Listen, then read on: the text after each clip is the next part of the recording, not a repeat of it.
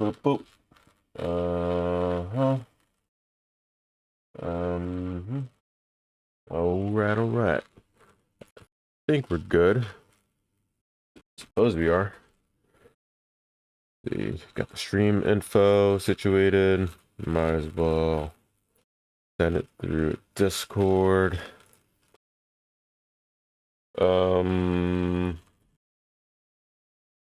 Live now.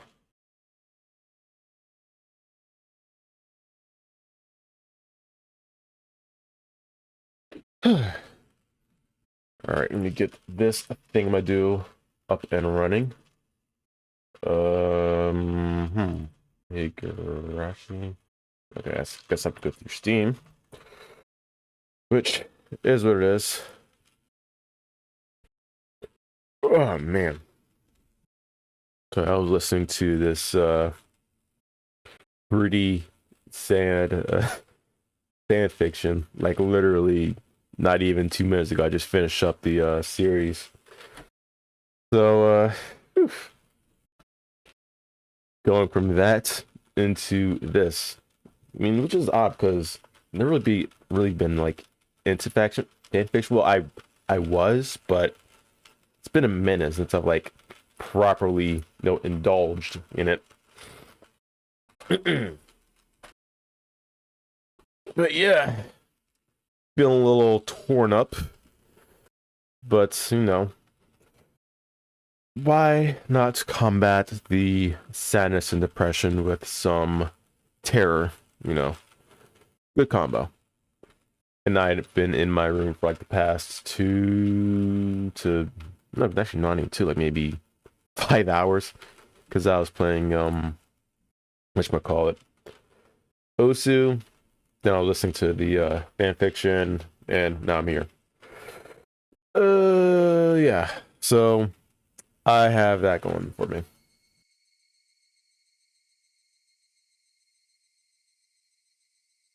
Okay, make sure we're all good. Yo, Beans, sup, man? How are you? Let me just get this going, and then boop, boop, and then I think this is a good size. Ugh.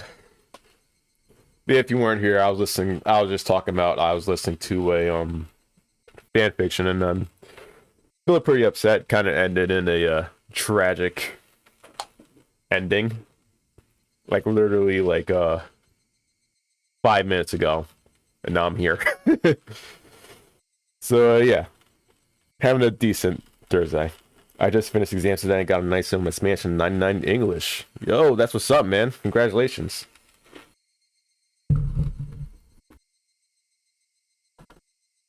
Yeah, you had faith in you.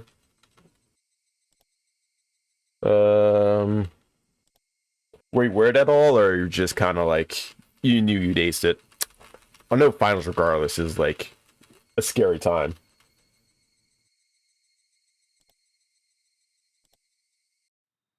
And do you have any more finals, or is that like the last of them before winter break?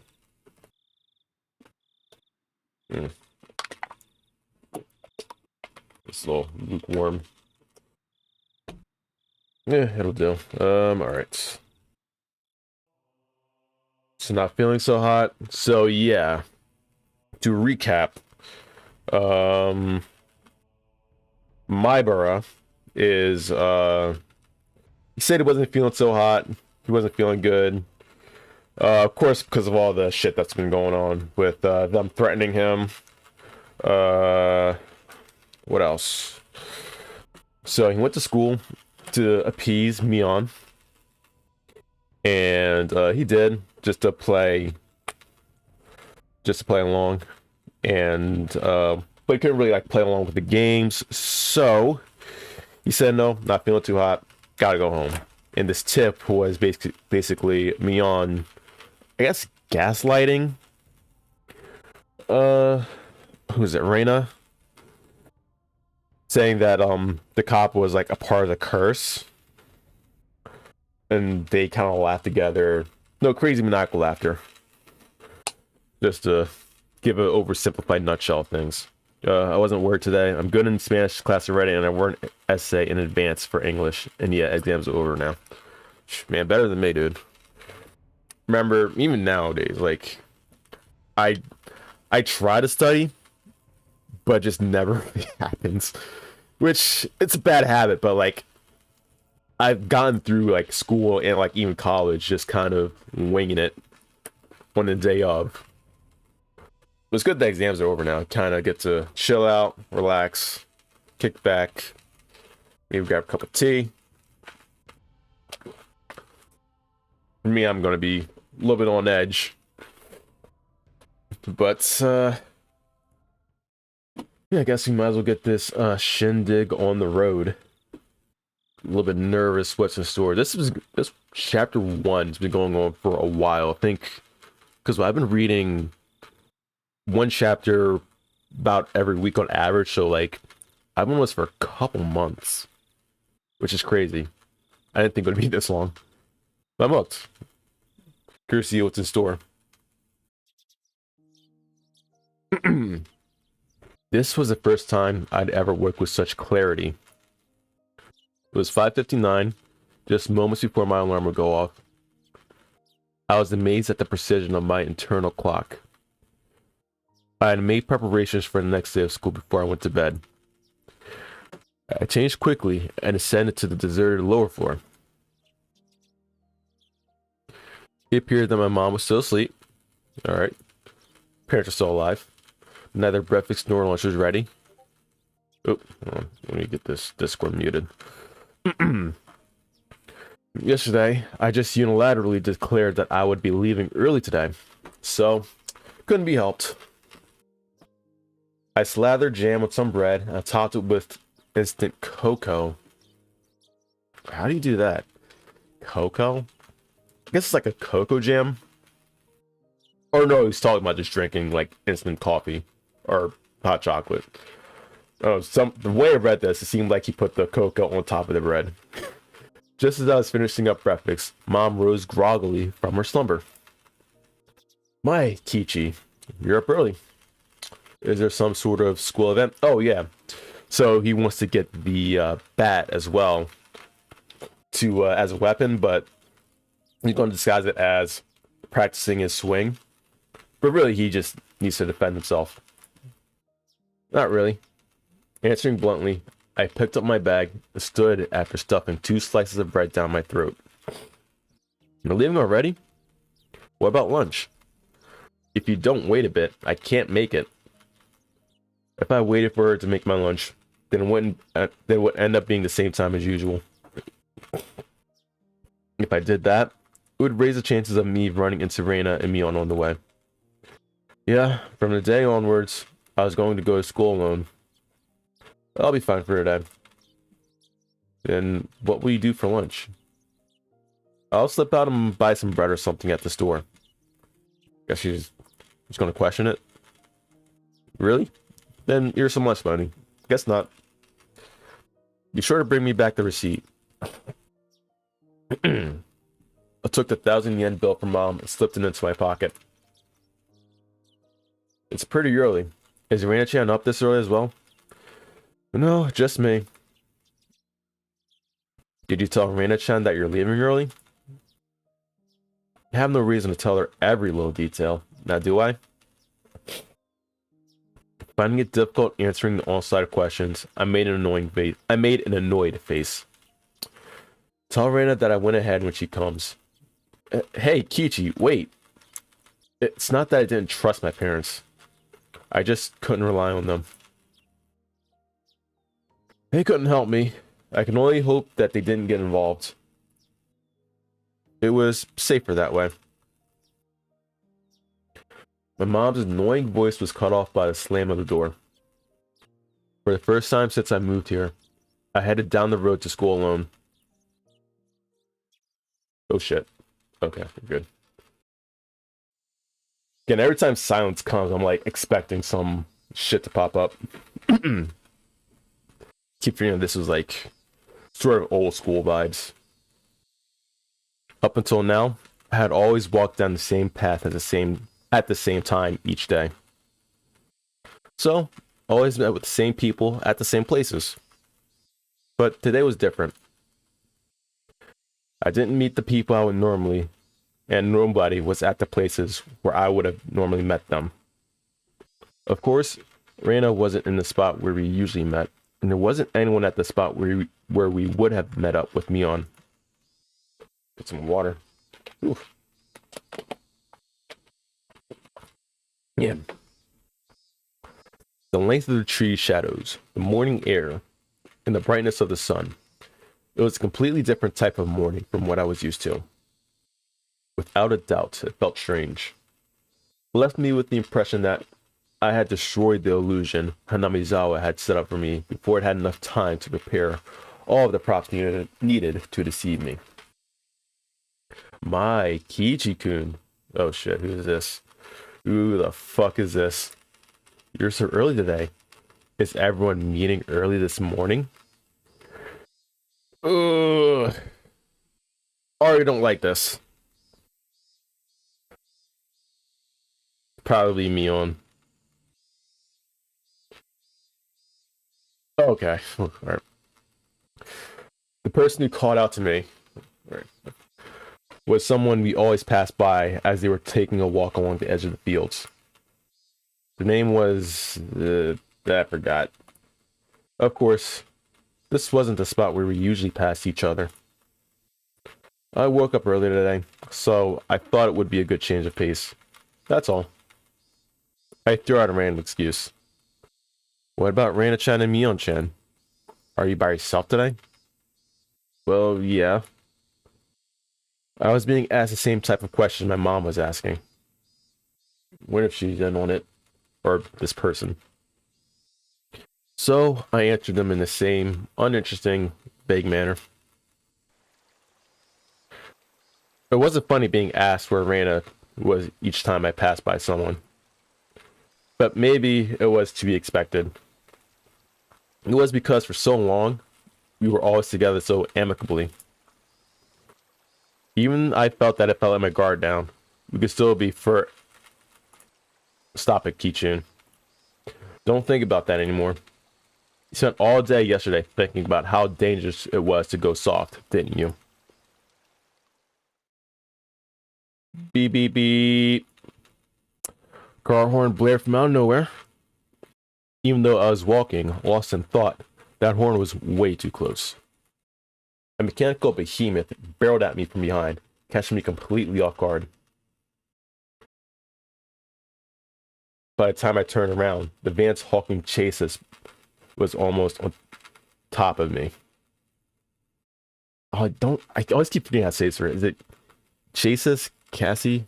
I don't know. I've seen plenty of cars veer to the opposite shoulder to avoid pedestrians, but this car was doing the opposite. Oh shit. I have to run the fuck over. I felt like there was somebody on the opposite shoulder and the van was swerving in my direction to avoid them. That blissfully ignorant train of thought delayed me from realizing something much, much more important. The large mass was hurling right at me.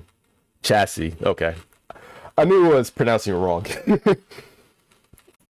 Was it going to hit me? The inside of my head instantly flooded with a painful cold liquid. Oof. God, I hate these sound effects. In that moment, the scene before me, no, time itself had frozen. In a sense of that frozen moment, I compared the van, so close that I had no way to dodge it, in my body. The upper half twisted awkwardly in order to look behind me. There was no way I could dive out of the way in my current position. If I lost focus now, this moment would unpause, and I would probably be plowed over, caught in this silly pose. Woo! Bend my upper body over towards a patty by the side of the road. If I bent far enough, I'd get away with just being hit by the side of a mirror. As soon as that thought crossed my mind, the temporal stasis was shattered by the deafening sound of the van. The side mirror struck my shoulder, sending me spinning off through the air like a top, locked in my contorted position. God, who is this? It's either me on or the cop being negligent. Then again, there's probably someone trying to kill me. Sent tumbling through the air, I crashed into the muddy patty by the side of the road. My entire body was soiled and drenched. But the choice I had made in that instant was unmistakably for the best. I was covered in mud, but when the alternative was to be hit by a car, it was the closest I could be to being unscathed. Rising up from the patty, I had enough in me to glare over at the stopped van and yell profanities at the driver. I'm not sure if he was able to see me, but the van sped off suddenly. Wait, damn it. This was what they call a hit and run, wasn't it? I couldn't help but continue yelling out profanities. The disgrace from being covered in mud hurt me more than any physical wounds. I slogged through the muddy patty and made my way back to the road. This is a crime. God damn it. Shit. I'll track you down and I'll sue. If I go looking for a van, I'm sure to find it in this little village. Didn't Oishi-san had a van though? That's why I said like a detective. But I don't know, might be grasping at straws. The path I was on had rice paddies on either side, and it had become so narrow that one car could barely fit through. It wasn't a place you could tear full speed down in a car, let alone pass by pedestrians.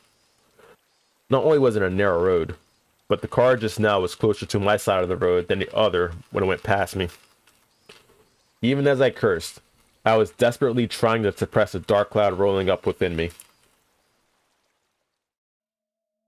This wasn't just a hit and run, though. That car just now was trying to run me over, wasn't it? Thinking back, I did feel like there had been a car creeping up on me slowly for a while. Ugh.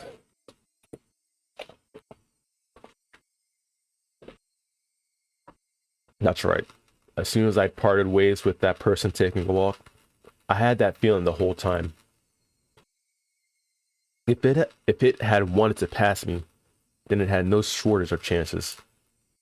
Normally, I would have felt suspicious and turned around sooner, but I was lost in thought and now was kicking myself for not realizing it was there sooner.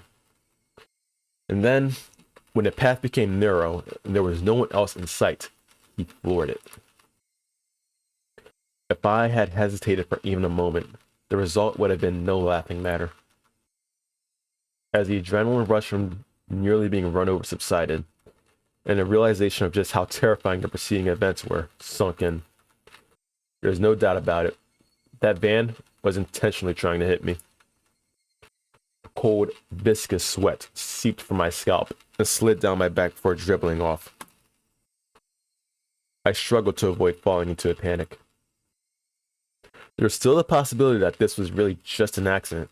No shot, dude. Wishful thinking, but nah, man. Calm down, Kichi. Also, don't be so naive, Kichi. Being that lax will get you killed next time. You need to always be on your toes. Don't give them any openings. If my enemy was really out to kill me, then next time, they would use a more reliable method. That's right, eyes in the back of your head, dude. If that time came and I was acting like I was now, I'd be covered in mud. I being covered in mud was the price I had paid for my own naivete. Covered in mud, but without injury. Not even a sprain.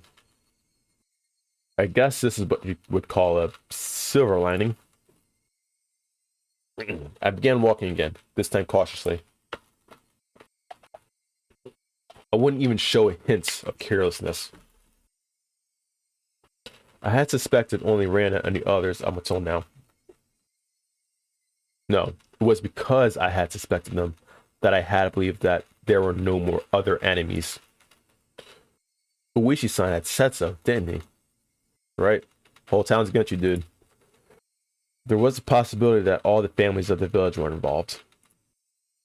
Was I really mired so deeply in this situation that I had no choice but to try and carry on as usual?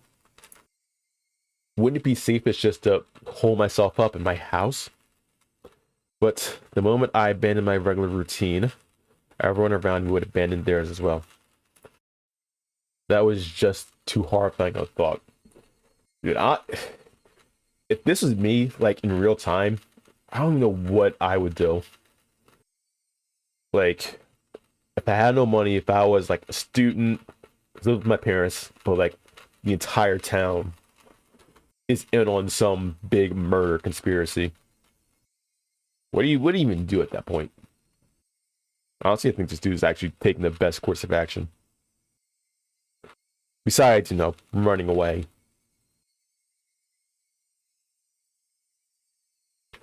I recalled the tales Oishi-san told me of when Hinamizawa was still called Onigafuchi. A frightening tale of an entire village of demons hunting their prey, surrounding them and eating them alive. One must not interfere with the demons. One must pretend not to see it.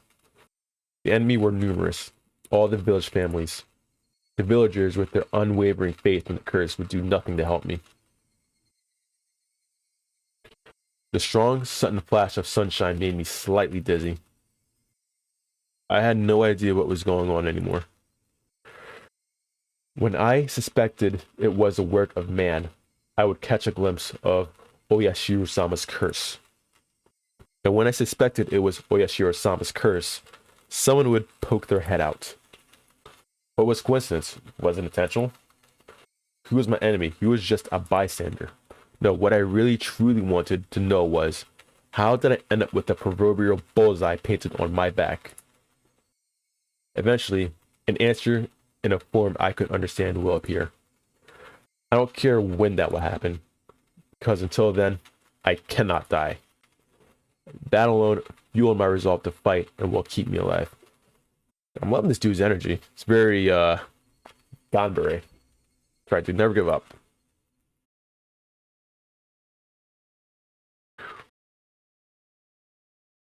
Has enough bravery for the both of us. I remembered seeing the metal bat in the gym storage shed, but there was a padlock on the door barring my entry. At the very least, I wanted to get my hands on it before everyone else arrived at school. I circled around the school grounds impatiently. Break in, dude. But all I could find were things like pieces of lumber, nothing that I could bring into the classroom easily. Then, I had an epiphany. I should search inside of the classroom. If it was something in the classroom to begin with, then there wouldn't be a problem. I could tell that everyone's indoor shoes were still in their lockers. Good thing I came early. Nobody else was here yet. I wonder, what could I find in a classroom? Dude, what if they're fucking there, waiting for me? I didn't think I could find an especially effective weapon like a bat, but it couldn't be helped at this point. Until the gym storage shed was open, I needed to find a substitute. A lingering hint of naivete whispered that there was no way I'd be attacked at school. Yeah, I got a good point. Got the younger folks there, or younger kids. They might freak out. Just trying to think, like, how do you explain you leaving early to Reina and Mion? I don't know if you even can. You don't get the crazy ideas in the way. But such soft ideas would no longer protect me.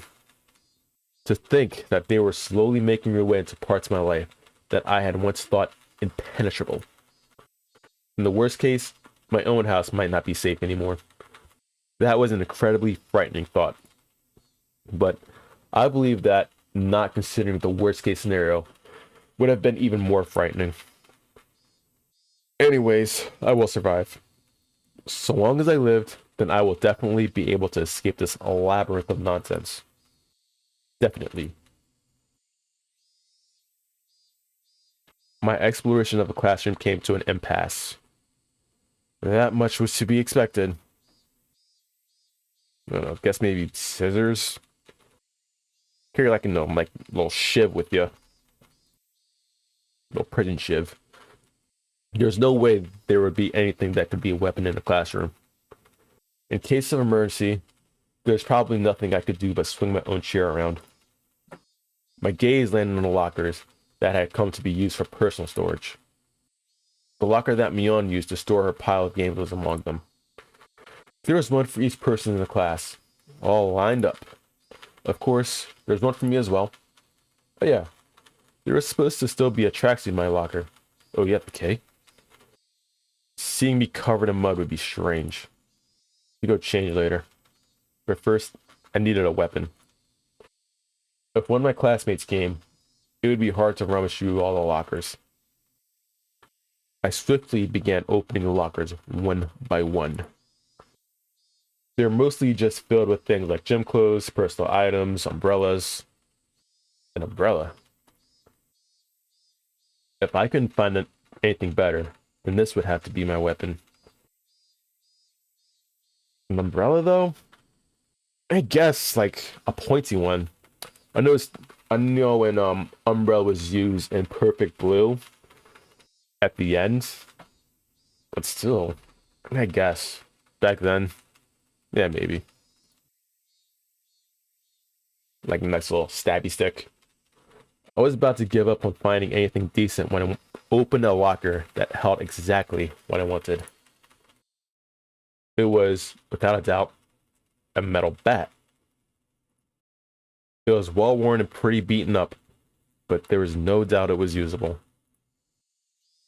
In that locker that reeked of mold, there also hung a baseball uniform.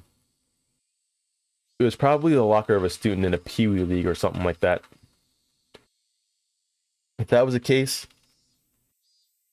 then he'd probably ask for it back. Yeah, movie Perfect Blue. It's a really good movie. It is a fever dream as well, man. Definitely one of my all-time faves. I have it bought too, so I can like watch whenever I want. And believe me, when I'm going to watch it again, I don't know, like soon, but like definitely in the future. Such a good movie.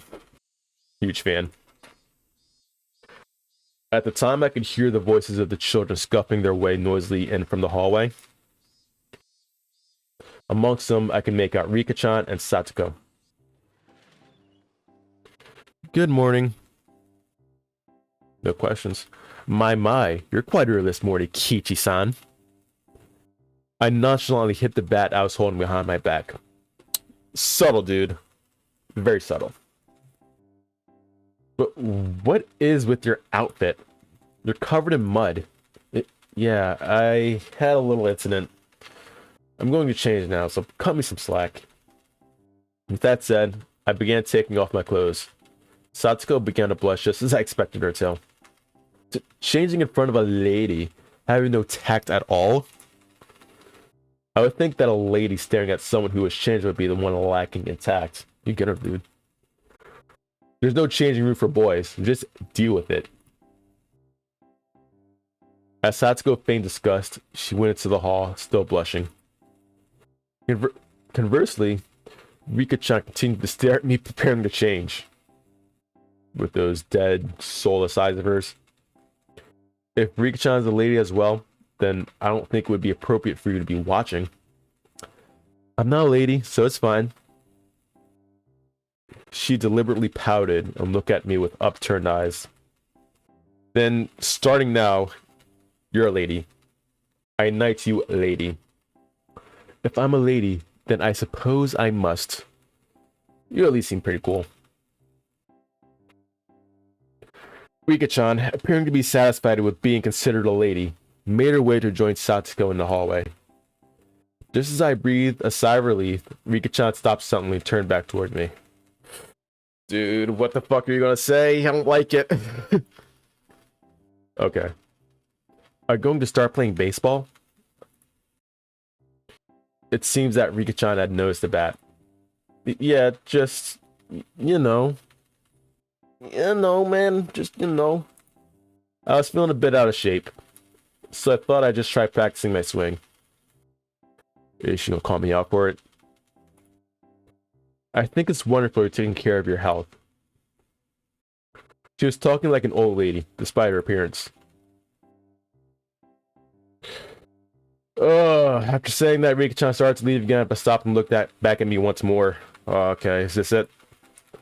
Please don't lose that bat. It seems she already knew I took it out of someone's locker. Alright. We're in the clear for now, I think. There's no name on the locker door. I didn't know whose bat it was, but I would be borrowing it until they complained.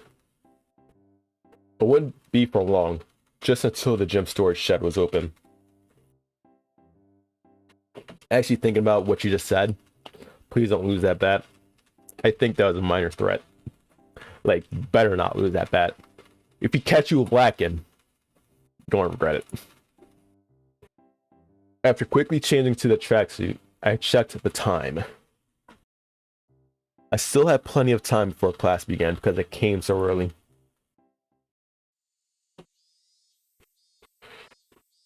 I took the bat in one hand and went out to the schoolyard. That was, of course, to practice my swing. I needed to make it known I would always have a bat on me so I could practice my swing.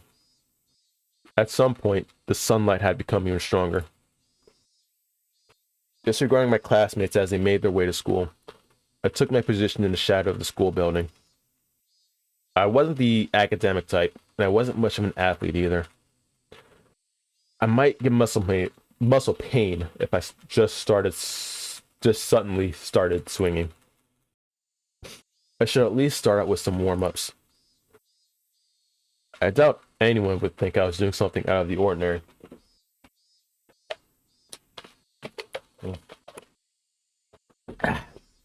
Let's have the bullet. Which was the exact opposite of my actual mental state. I gripped the bat, swung lightly. The bat was by no means light. The weight wouldn't make it a reliable weapon when I needed it to be. Of course, I can only pray that the moment I needed to use this as a weapon would never come. Just carrying it around could deter attacks against me. At least, that's what I hoped.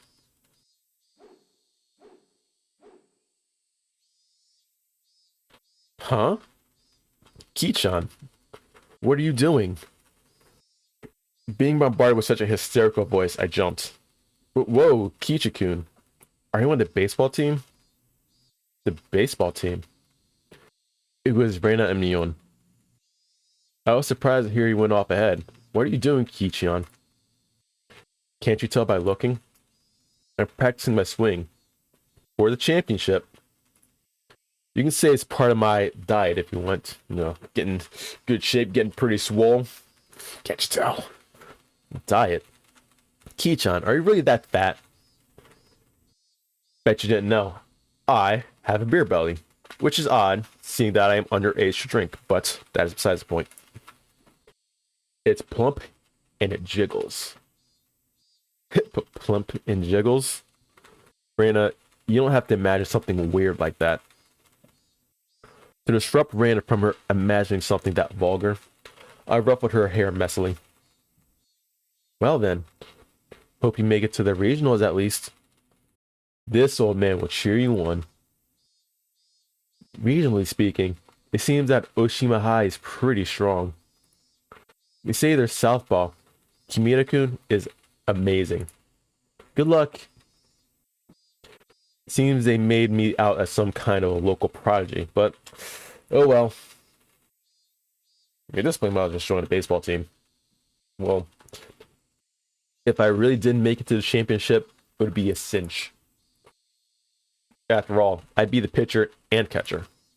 I'd pitch the ball, then run past the ball I just threw it, and change it over to being the catcher in a burst of super incredible explosive speed. I laughed dryly at the ludicrous image. Coming back to my senses, I smashed the bat against the ground. Jeez, loud. Damn it. What am I laughing at? Oh, still smashing, dude. I pounded the ground over and over. You gotta have fun. It's a tense situation.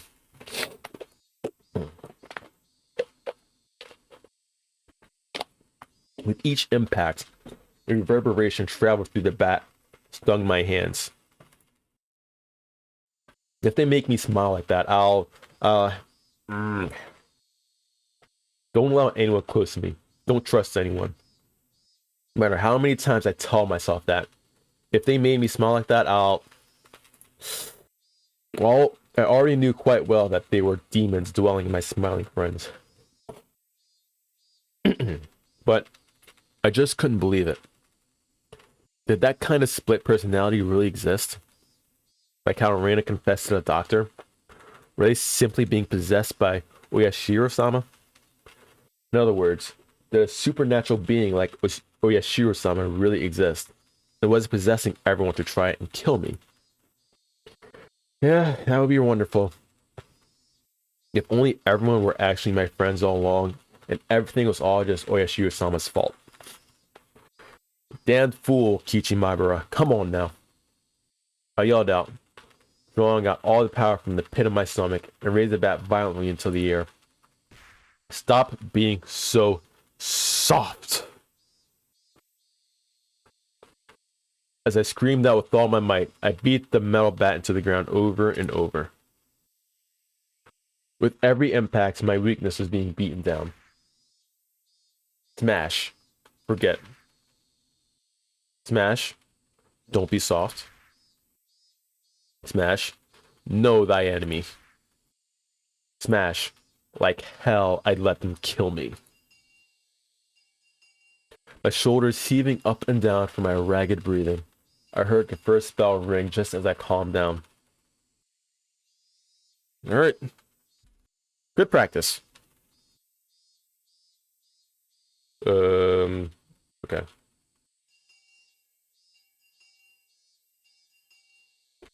I gasped with a sudden realization. Uh-oh. That was the final bell.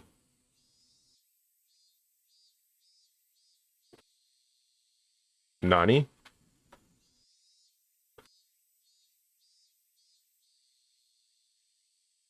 As I felt all the tension drain from me, I let out a deep breath. My mind was in a muddled state for much of the entire day. I didn't feel like I was awake, but it didn't feel like I was asleep either.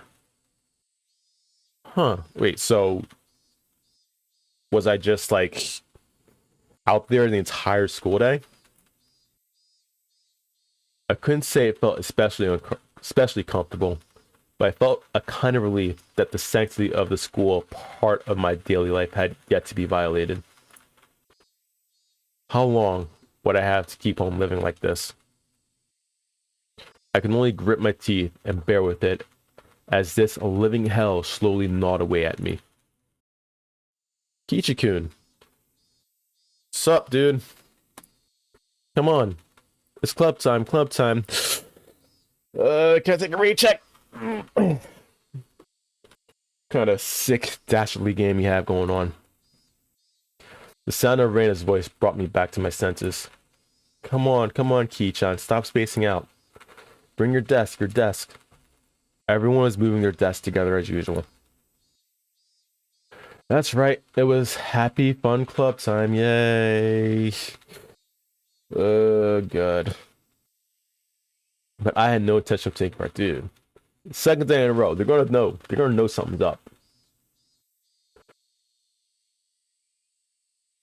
I haphazardly stuffed the contents of my desk into my bag as I prepared to go home. I need to be better at this, man. At least pretend for a little bit. It was a weak-handed gesture to avoid having to say, I'll be going home now. You fucked up, man. You fucked up. What's this, Ki-chan? You planning on going home right away again? Mion sounded quite disappointed. I bet.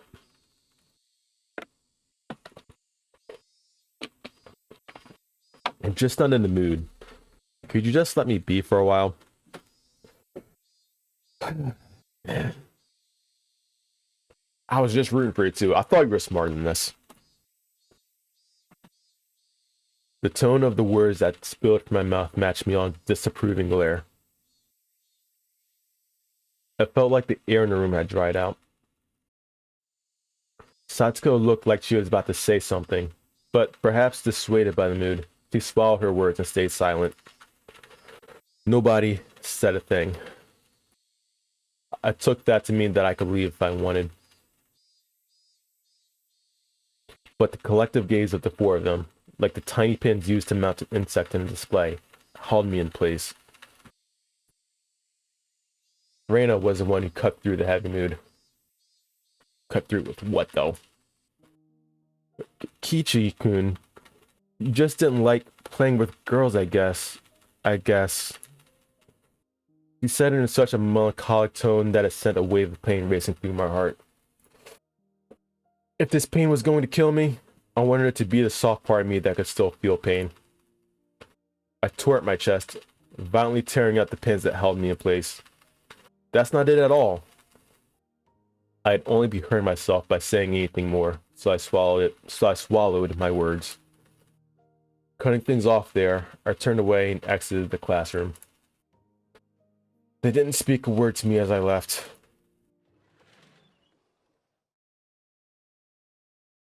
Oh boy. Okay.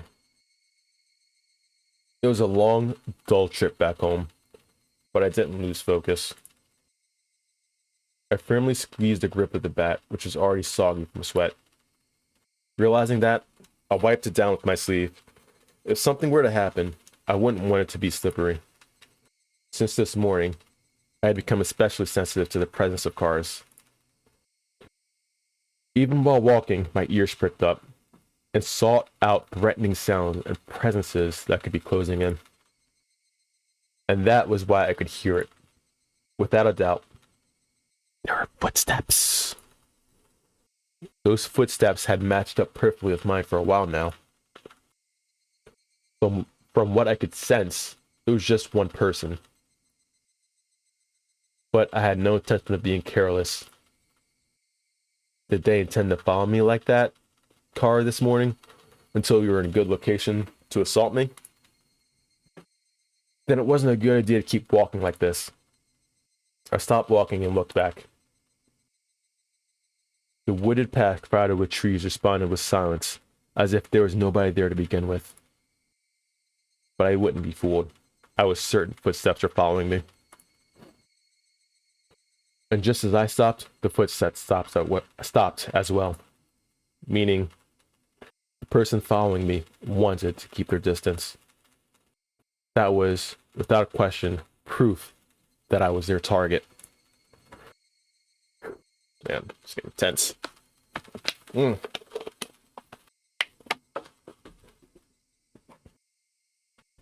I held my breath, waiting for that presence to panic and start moving again. The trees rustled with the sound of the wind. The Higurashi also joined in the dissonant chorus, trying to throw my focus into disarray. Had 5 minutes passed? Or had I been like this for a whole 30 minutes? It was so hard to breathe that I might have suffocated. It seemed that I would be the first one to panic. Without a doubt, he was lurking in the shade of that tree with bated breath. If he was he at all. Then, I'd make the first move. I fixed my grip on the bat. I raised it up to my shoulder to be ready and swing it at any time. Hey, I know you're there. With all my might, I screamed at whoever was hiding in the shade of the trees. But the presence in the shade didn't budge. Until the moment I found them, they had no intention of revealing themselves. I know already. I know you're there. I screamed out angrily at them, but even still, they didn't move at all. Then, I'll go over there myself. Ooh. Don't know if this is the right idea. With all due diligence, I approached step by step. Stepping into the tree's shadow, I saw a human figure there. That figure was curled up like a small animal. Reina, oh shit. Reina. When she realized I had found her, her expression softened. She seemed apologetic, but wasn't going to speak a word. Did you have some business with me? wouldn't accept that silence and screamed the question at her. Not really. It's just, Reina was in a panic with tears welling up in her eyes. But it was obvious that she had been following me. What about the club? Since you're not, I'm not. That shouldn't matter. Don't mind me and just play. And he's shouting at her. But I'm just worried about you. Thinking about how I had been acting up until now, it wasn't hard to imagine that my behavior could have been perceived as strange. So Reina was concerned at a quick glance. That's how it would seem. But I wasn't going to let my guard down that easily. Even if that really was the case, she still wouldn't have to do something like that to try to tell me. She should have called out to me when I was leaving and gone out right with me. But Reina didn't do that. She kept her distance from me and matched my walking speed. On top of that, she matched the sound of her footsteps and deviously tried to hide her presence from me. Then, after she realized I noticed she was there, she held her breath as she tried hiding from me. She wore a timid expression that would force one to take pity on her, but without a doubt, she was tailing me. Good. Kind of Sherlock Holmes that together. Stop following me. Ooh, right out with it. How? Still glaring at Reina, I continued walking onwards. After I walked for a bit, she ignored my command and began walking again. So I yelled at her once more. I told you not to follow me. But my house is the same direction. Then walk ahead of me. I'll start walking once I can't see you anymore. I moved out of the way and waved my bat violently to urge her forward. I'd like to go home together with you. Making a pitiful expression, she meekly squeaked out the words in a voice that she knew would cut into my heart. That agitated me to no end. Dude, honestly, I'd probably cave. This was me, I'd probably cave. I knew it was a lie. If you wanted to go home together, then you should have called out to me. Now you're just blurting out random lies. I'm sorry. I'm sorry. It seems that the seething anger within me was written all over my face. Even without me saying anything, Reina had understood what I was feeling inside. If you get it, then go. I swung the bat, urging her again to walk. Reina looked back and forth between me and the bat, started walking hesitantly, and stopped again. Go on then, hurry. I'm going. So please stop with the bat. It's scary. Reina guarded herself while pointing at me holding the bat. She may have realized that I wasn't planning on using this bat for baseball. I lowered the bat, but still guardedly opened the way for her. Go. There's no problem now, is there? There's nothing else she could protest. She passed by me timidly, so as not to set me off. As I watched her pass by, she stopped completely after having barely moved at all. Hey, don't stop.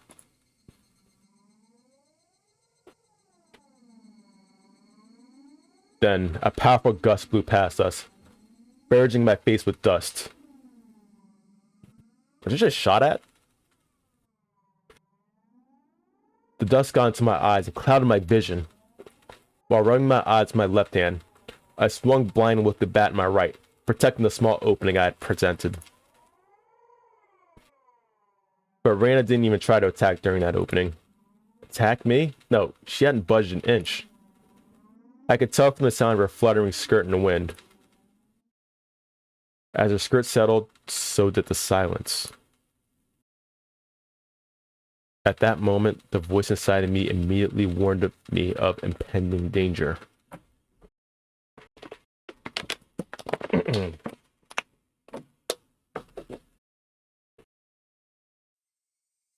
I was caught by surprise. The smell of the air had changed. Without me realizing it, the air around me suddenly felt like a calamity was about to befall me. It was like the air had suddenly become invisible concrete, like Reina and I were locked in this space. Reina didn't move an inch. Also unable to move, I stared at her back. Oh boy, what's fucking happening? Reina was the first to break the silence. Ugh. Instantly, she altered her stance. Oh fuck. I felt like I had just witnessed her shift from Reina into that other person who looks like Reina. So probably is a demon. But the voice was the one I knew well, which filled me with a kind of bewildering pity. Carelessly, I felt relief upon hearing that pitiful voice. Well, excuse me, but, can I ask you something? Too shy to even turn around, Reina squeezed her voice out desperately. As she trembled. What? Well, why do you have a bat, I wonder? I wonder. The question Reina had asked was by no means unexpected. I can carry whatever I want. But, you didn't have one up until today. Why so suddenly? It's alright if I decide to do something suddenly, isn't it? Is it strange that I have a bat? Because, Kichi, you're not the kind of person to play baseball. It's weird. I couldn't tell what kind of answer she was looking for, and I was getting kind of tired of answering her. I just suddenly got the urge to play baseball. Is that so weird? It's weird. She answered instantly, and that annoyed me slightly. I just suddenly wanted to play baseball, and I want to practice my swing, so I'm carrying around a bat. What's strange about that? Strange. Weird. Definitely. Why has Kichi-kun also? Your ramblings are annoying me. Is that strange for me to have an interest in sports? I tried to sound a bit more threatening to end the conversation. Until my suspicions about Reina were cleared, I had no obligation to answer her questions. I'm sorry. Don't get so angry. Reina still didn't turn around and spat out words of apology one after the next. Just one last thing. Tell me one last thing. I don't feel like talking anymore. Hurry up and go. I yelled loudly at her, causing her to flinch like she had been struck. Seeing her in such a pathetic state caused my heart to ache sorely. But even though she was afraid, she stubbornly kept herself from moving. Before I was able to threaten her again, Reina asked her final question. Why is that bat the same, too? Nani? The same? Was the same. Yeah. I had no idea what she was talking about. What are you saying? I mean, why is even the bat the same? I don't understand what you mean at all. Say it clearly. Even still, Reina didn't turn around. After inhaling deeply, she screamed. I mean, why is even the bat the same as Satoshi-kun's? Ah. Satoshi being... Huh? Upon hearing that name out of the blue, I became dumbfounded for a brief moment. By Satoshi, did she mean the student who transferred out last year? No, that couldn't be. Reina had tried to cover it up by saying he was transferred, but Oishi-san told me quite clearly that he was missing. He was a student who sat in my seat up until last year. He was believed to have been demoned away by Oyashiro-sama's curse. I didn't know the details about his disappearance. The aunt he lived with was killed the night of the Watanagashi by drug addicts, and not long after that, he suddenly vanished, and it was now missing. That Satoshi and I were, what? My gaze fell to the bat in my hands. Could it be? Satoshi Huju. It was a bit difficult to see, but that was what was written on the white tape at the end of the bat. I see. So this was Satoshi's bat. Oh, this was Satoshi's bat. Since nobody was using it, I borrowed it. That's not a problem, is it? That's not it. The way Reina said that made it seem like this bat was something that should never be touched. Like it was some sort of offering at the shrine, or a memento of the deceased. I could only stand there, perplexed and unable to respond. Reina continued speaking without waiting for a reply.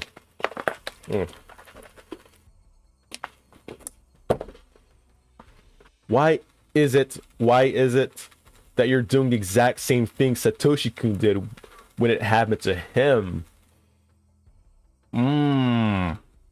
Okay. Getting a little spicy now. Reina was talking about more than just the bat belongs to Satoshi. I'm actually kind of intrigued. It was the same with Satoshi-kun. He joined the baseball team, but he didn't really like baseball. What does that have to do with me? Satoshi-kun also suddenly started walking around with a bat one day. He joined the team, but he wasn't the type to play sports. What about it? I closed my mouth before I could say that out loud. Listen carefully, Kichi. Reina is trying to tell us something important. Satoshi-kun also one day came to school all by himself all of a sudden. Just like Kichi-kun. Then one day he suddenly started practicing a swing, just like Kichi-kun. Then one day he suddenly began carrying the bat around with him, just like Kichi-kun. Then one day suddenly what? Reina had swallowed her words. Reina's sudden silence brought a hush back to the surrounding area. It was then that I could finally digest the content of the entire conversation. She was saying my chain of actions was exactly the same as Satoshi's. What was the meaning of this? Up until just now, I had forgotten all about Satoshi. I had never paid much thought to him in the first place. Not only that, I didn't even know anything of what he'd done. My actions today should have been my own creation after all the planning I had done, but they had been the exact same as Satoshi's. And Satoshi, no, more importantly, if both Satoshi and I acted the same, then there was a really good possibility that what happened after would be the same. Reina, that day, what happened to Satoshi? Reina knew. She knew what became of Satoshi. Forget about what happened to a guy in the past. Reina knew what was going to happen to me. Answer me, Reina. Satoshi, what happened to him? With that, I grabbed Reina's shoulders violently. I forcibly turned her around to face me. Ooh. I don't like this. As I faced her, I felt a jolt travel through my entire body. I told you. Kichi-kun. It was that person I didn't know. At least, it definitely wasn't the Reina Ryugu I'd been talking to up until now. The voice just now didn't have a trace of the trembling or emotion that it had before.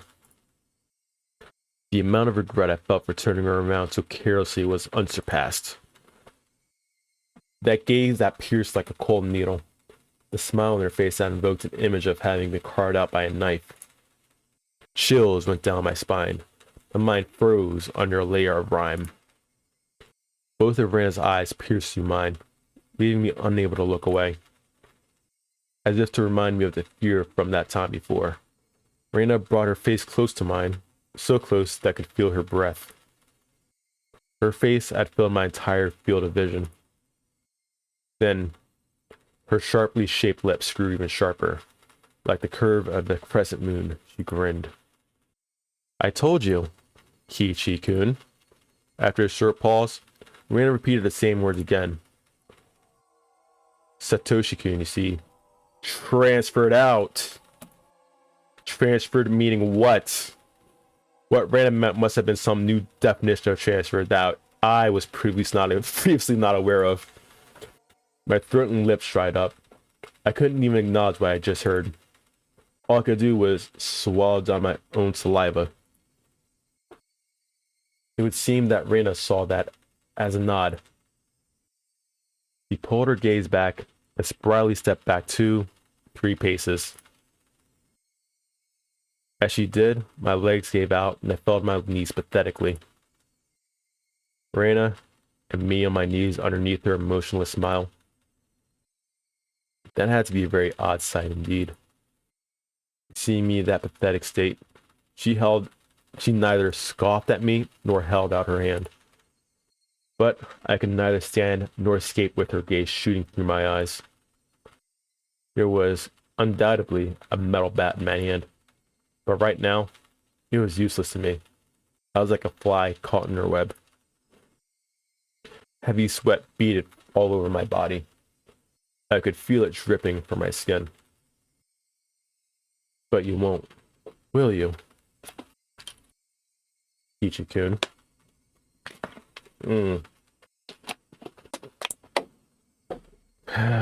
Man. Reina finally released me from my cage of time after what felt like an eternity. But her question was missing something important and was incredibly vague. Once again, I swallowed hard, urging her on. Do what? What did she not want me to do? Transfer.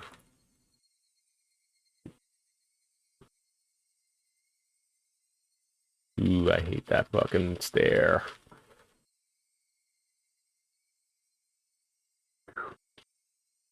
Yeah, you're right. I don't want to transfer. I'm all is good in the hood. Oh shit, we're still continuing. All right. Satoshi and I had what? All my well-out planned actions throughout the day turned out to have been nothing more than a reenactment of what Satoshi had done. Satoshi, had he really been in the same situation as I was in now? Right, could also be a bluff, but again, this is anime story logic, so it's probably true. The friends he had gotten all along with had changed suddenly, and for no reason, at least none that I had noticed, planned to kill him. Then, fearing for his life as I am, he got a bat to protect himself and carried it around every day to practice his swing. And then one day, suddenly, he transferred. My blood went cold, causing a prickling sensation to course through my veins. Starting near my heart, it radiated outwards, from the top of my head to the soles of my feet, chilling every part of me without recourse. What did she mean by transfer? What did she mean by transfer? Was Satoshi still at wherever he was transferred to? Was he the only one who would be able to understand me? Would he be able to tell me why it all ended up like this? More importantly, where did he transfer to? To the fucking ground, that's where. What did she mean by transfer? What did she mean by transfer? Before I knew it, I was at my front door. The frigid knob was hard to turn. Was nobody home? It wasn't that odd of an occurrence. I reached out into my pocket and pulled out the single key attached to my first sealed keychain. Ooh, you know, drink. Oh.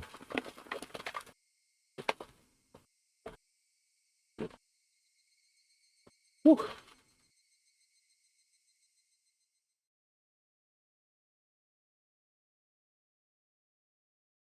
Oh boy. I stepped into the entryway.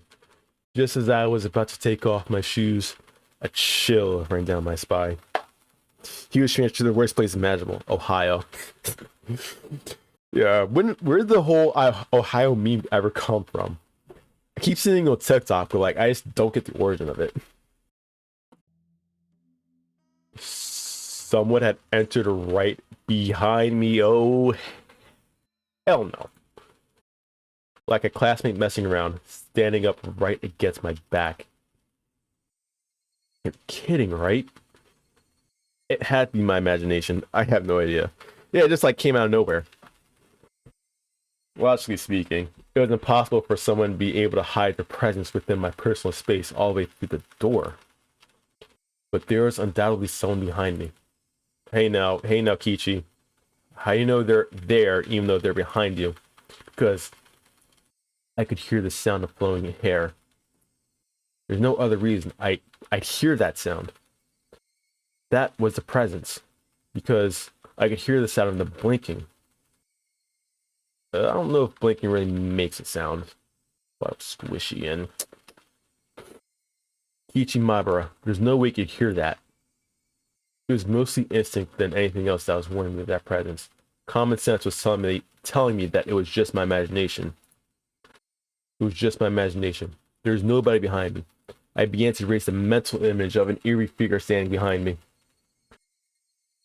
But at the same time, I asked myself, if there was nobody, then what was I feeling? As an uncomfortable sensation crawled up my spine. Actually, wouldn't it be better if there was somebody there? No, dude. If there was nobody there when you turn around, would you be able to accept that? I'd be able to answer all those questions just by looking behind me. But I didn't have enough courage to even do that simple task. I'd do like a 180, it's like spinning elbow. All right, I could try speaking to them. The person behind me might answer me. It was a random thought. I didn't care how I went about it, just so long as I didn't have to turn around. If I had calmed down and thought about it, I would have known that wouldn't have solved anything. But who is it? I spoke in such a hoarse, broken voice that I couldn't believe it was my own. I could almost feel them contemplating their response. I felt it. There's no way I should be able to do that. Calm down, Kichi. It's on your head. Mion, that time, I was certain I heard it. Oh boy. As if hesitantly trying to answer my inquiry, I was certain I could hear the sound of somebody inhaling. I heard it. I heard it. I heard it clearly. It was a girl. A young girl. I didn't know who, but a tiny speck of courage in me, however reckless it was, aspired a primal yet fitting solution to this current predicament. A scream. All the force in my body released from my lungs and through my throat, ceasing all thought processes in my head. Suppressing all my thoughts and emotions, I began to collapse like a house of cards, somehow managing to twist my body and look back as I did so. It was definitely there. Right there. Somebody was there. Until I had a moment to turn around. Until I brought the area behind me into my field of vision. They were definitely there. Man. Poor dude. Falling face up, my eyes traced the remnants of the presence suspended in empty space. It couldn't be. They were invisible. They looked like they weren't there. But were they actually still standing there? As I screamed, all the emotions I was holding back burst free in a violent wave. However, I was decidedly calm as my emotional dam collapsed. The turbulent wave of pent-up emotions was skillfully diverted into a torrent of aggression. That emotion was definitely required to extricate myself from the bizarre situation happening right in front of me. In my state of heightened lucidity, I entrusted my body to the fury.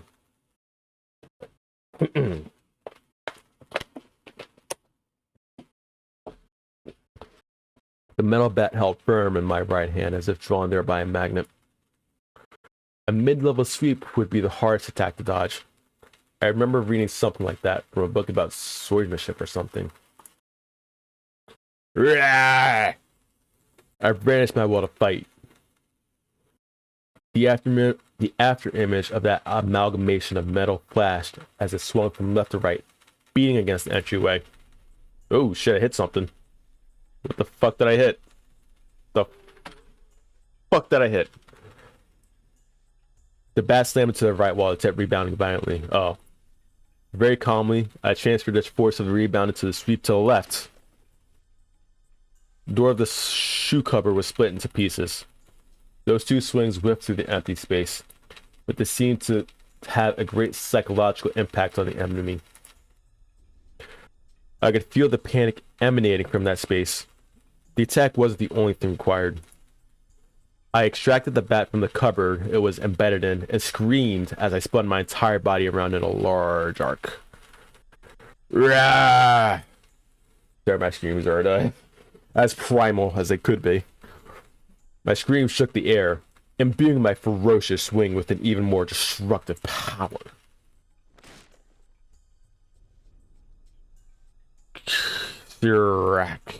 Without mercy or restraint, my violent strike, with certainly fatal force behind it, shattered the top of the cupboard. None of my attacks struck the enemy, but my ferocity that certainly seemed to impact them. Am I attacking a ghost right now? Breathing heavily, my entire body soaked in sweat. The invisible enemy, there, but not there, dispersed. When I was certain that the enemy had retreated, I locked the front door and latched the chain. No way. I had an only feigned retreat and was now inside my house?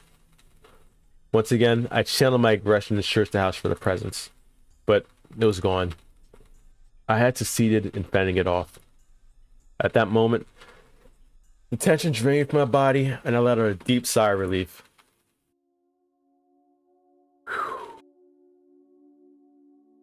Man. All the emotions I had been holding back chaotically merged together and began to flood out. A hodgepodge of fear, accomplishment, and disbelief all mixed together and began to flow through my body. Unable to deal with each individual feeling, I beat them all back with the strongest: exhaustion. Even in this moment, I remained composed. After checking that all the doors through the house were locked, I went up to my room on the second floor and closed the curtains. I straightened my back and tilted my head back a little. After clearing my mind of all my idle thoughts, I managed to calm down even more. What was that at the front door? There was definitely something there. Thinking about it, maybe it was just an apparition I dreamt up in my confused state. But I really didn't think that was the case. Calm down, Keisha, my bro. Compose yourself. But no matter how calmly I thought about it, what just happened wasn't a figment of my imagination. It was obviously a supernatural phenomenon. And without a doubt, something was behind me. It wasn't some sort of illusion I saw amidst my confusion and disorientation. Proof? I had just one piece. When I asked who is it, they inhaled as if they were about to answer. That sound had clearly reached my ears. The situation that I was in right now was still unclear. Either I had been possessed by the supernatural phenomenon known as Oyashiro-sama's curse, or this was a ruse by the villagers who believed in it and were just imitating it.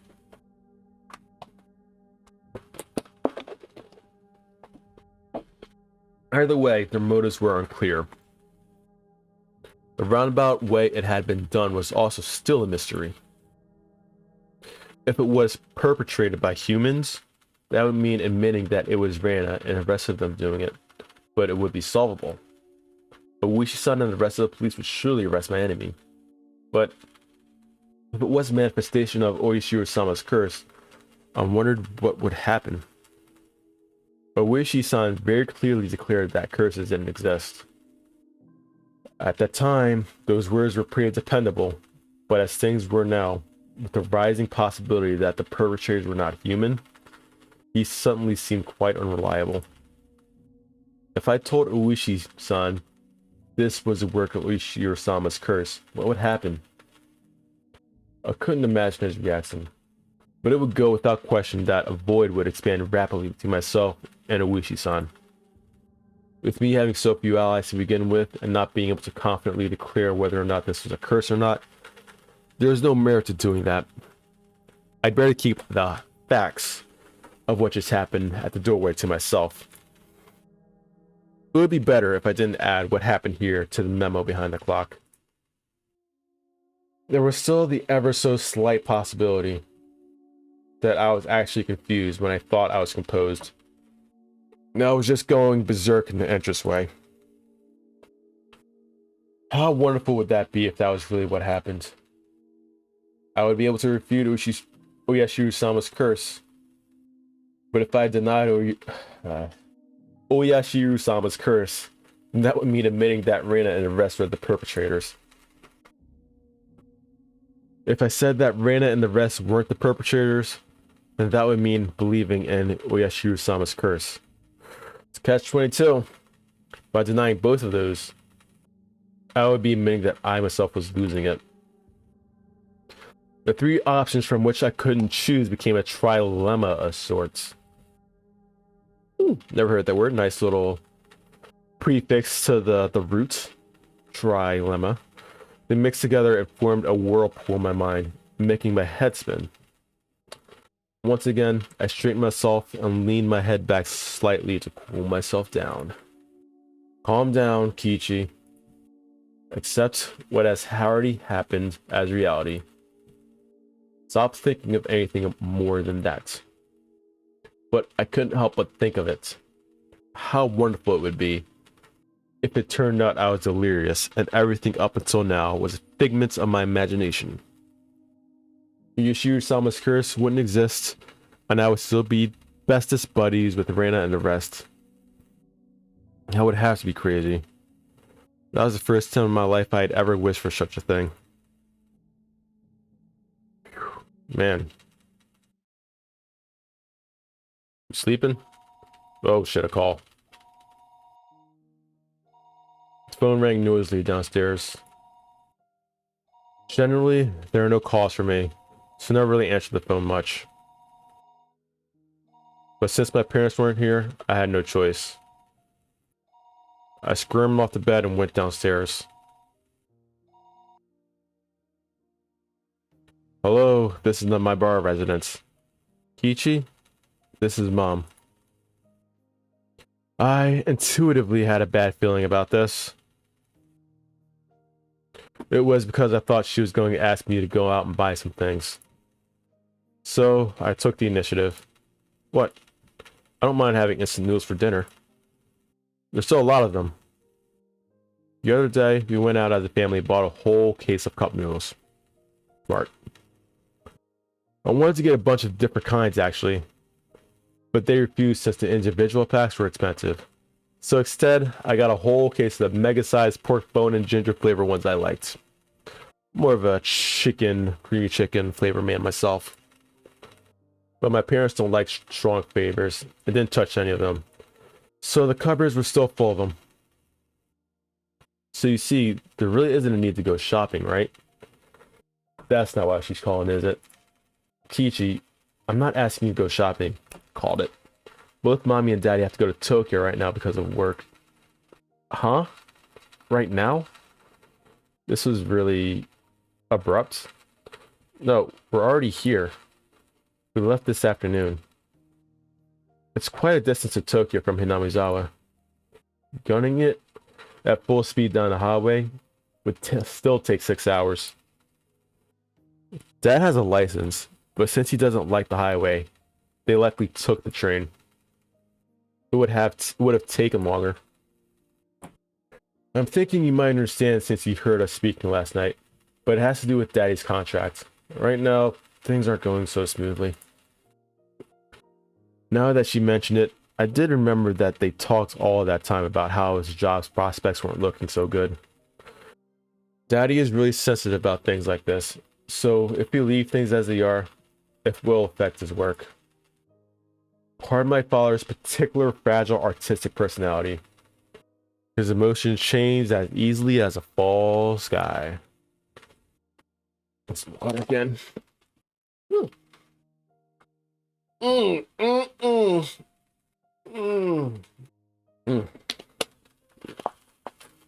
could also just say couldn't take criticism. But something like that can be done over the phone. Kichi, this is your father's job, so can you support him a bit, please? Anyway, it's just faster to talk about it in person, so there wouldn't be any misunderstandings. As their son, there was nothing more I could say once they started talking about work. So, we'll be back tomorrow night. Kichi, will you be finding your own? No. Big fats N to the fuck O. It's not like I'll die or anything. Kichi, you shouldn't speak so lightly of dying. If there's something troubling you, just talk to us. I believe Mommy will be able to help out. Yesterday, I did bring up if I died rather abruptly. Was that just yesterday? So I suppose they were a little worried. But really, I was more depressed by the fact that nothing would be solved by telling them. But I didn't plan on dying. At least not while I still knew nothing. I would never allow it. I won't die. I won't. I'll survive even if I have to gnaw my leg off. Yeah. See you then. Tomorrow morning, make sure to wake up. And eat your breakfast. And don't forget to take a bath and brush your teeth. Yeah, Mom. See ya. Call ended like that. Sometimes my parents went off to Tokyo for business meetings. But Tokyo was far away. They normally did things by phone. The times they did go were normally planned out in advance. It never happened this suddenly. I couldn't say that those circumstances didn't feel strange, or rather, unnatural. Anyway, only needed to recognize the reality of the situation. That tonight, I was the only one in the house. That when my parents came back from work, I'd be gone. Missing. Vanished. Looking back on a series of events of the previous 5 years along Oyashiro-sama's curse, it wouldn't seem that strange at all. Come to think of it, it was getting pretty late. I didn't think it was good that the only light on in the whole house was from my room on the second floor. It was the same as broadcasting to the enemy that my parents were gone, and this was their chance. First, I ran to the living room, flicked on the lights, and turned the TV on to a restoring volume. Next was a study. I similarly turned on the lights and some music. With this, from the outside, it would look like my parents were here. Once again, I went through the house, checking to see if there was anything left unlocked. When I saw the veranda and the laundry still hanging out there, I went pale. Whew. That would have made it too obvious. Need to take it down. I snatched down the laundry haphazardly and erased all traces that my mother wasn't here. Should be fine now. The garage. They hadn't gone all the way to Tokyo by car, but they had gone up to Okinomiya Station. The garage was empty, wide open, and in plain sight. This wasn't good. I panicked and rushed out the back to close the normally open garage door. It should be fine now. I need to get the paper. Mom always got the paper. Since they left in the afternoon, the evening paper was still out there. My premonition was correct. I pulled out everything from the mailbox and dropped it in an entryway. With this, for sure, this time. Should be fine. Deep breaths. Come to think of it, leaving the cupboard busted like that for my little freakout was kind of bad. I'll just say I tripped and fell, and the bat I was holding smashed into it. Even so, just leaving it in its current state wasn't good. I should clean up a little before Mom got back and scolded me. Oh boy. I remember that there was a broom and dustpan in a closet. As I was going to get them, the phone rang once again.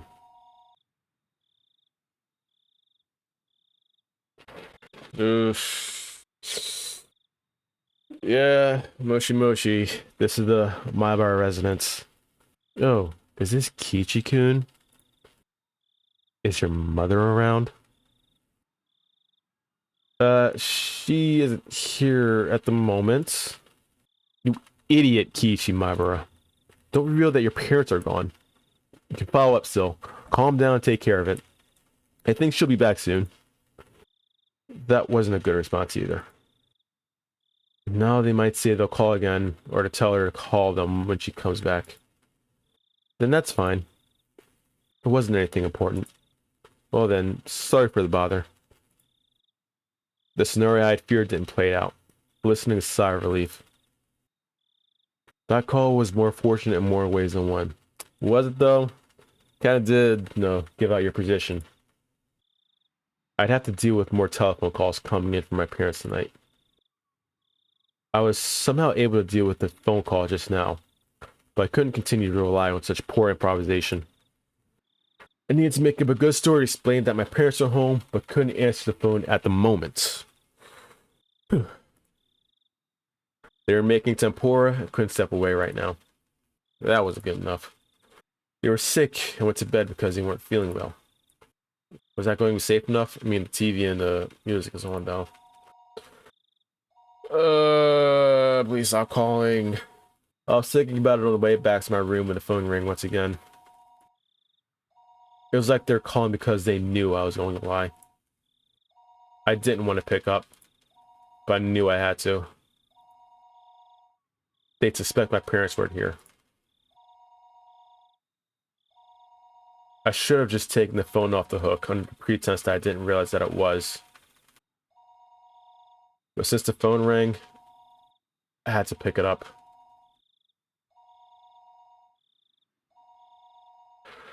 I prepared myself and lifted up the receiver.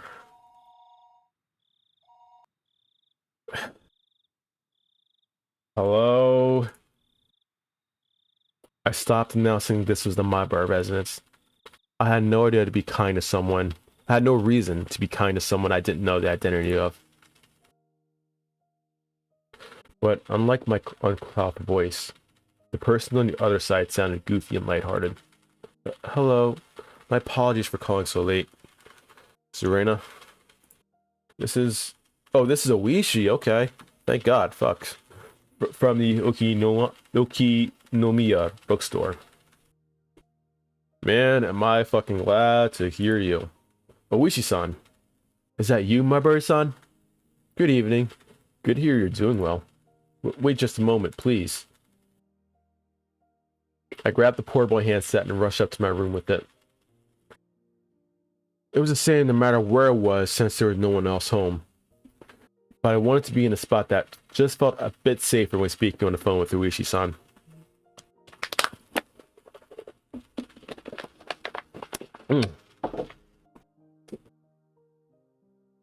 Sorry for the wait. How are things? Anything changed since then? Since then?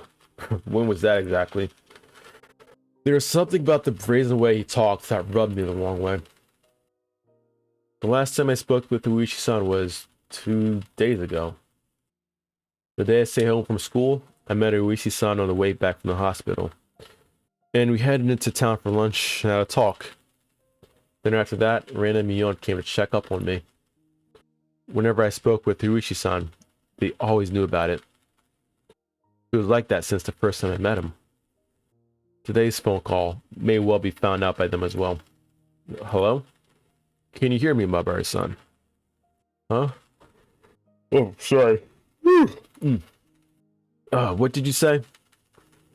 I asked if anything changed since last time. There wasn't an answer, so I got a bit worried. Not really. The words stopped in my throat. There was a ton of stuff that happened. All of it baffling. What should I talk about? I didn't understand any of it, but I should try asking. If I didn't ask now, I may never have another chance. This night, when my parents weren't home, I had no guarantees I would make it through the night safely after all. Well, Oishi-san, it seems that someone is after me. Really? It could all just be a coincidence, but that day I missed school when I was sick, the two of them came to check up on me. Which two? Rena and Mion. They started asking me about how I had lunch with you. What next? They left me some mochi when they came in to visit, but there was a needle inside. Fortunately, I somehow didn't swallow it. I wonder, could that have just been a threat? About the needle. It was just one of those common sewing needles you see all the time. There was a hole to thread string through. Not that, Marbury-san. The needle itself. That's evidence. It could be used as proof that they threatened you. Where is that needle? That's right. That's it. I dropped the receiver and rushed downstairs. When I tossed the mochi, I had overlooked it out of terror, but that needle was a valuable piece of evidence. I had certainly thrown the mochi and needle at the wall together. If it was there, then it would be on the living room wall. Ah. But my prudent mother had cleaned that living room wall. There was not a trace of mochi left on it. Could it be that it dropped in the gap between the wall and the carpet? That's what I was thinking. I frantically searched it by running my palm along the carpet. Nothing turned up. I tried moving around the desk, pulling up the carpet, then flapping it around. I couldn't find a needle. Did my mom clean up everything without noticing it? It was just 2 days ago. I didn't know what day they collected the burnable trash, but it may still be in a trash bin in the kitchen. I rushed into the kitchen, opened up the lid of the pail, poured out the contents. But even at a glance, I could tell that it would be incredibly difficult to find a needle in this pile of trash. Needle in a haystack, or needle in a trash stack in this case. I was looking for a needle in a trash stack. I know. I'll try running my hand through it. It was a bit gross, but I was looking for a needle. If I felt a small prick, I'd be able to find it. It was a pretty tactless method, but it was the quickest. I held my breath and started striking the pile of trash in my hand. Filth flew about. There's nothing more disgusting than this, but it was not the time to be concerned about such details. This one's going on for a bit.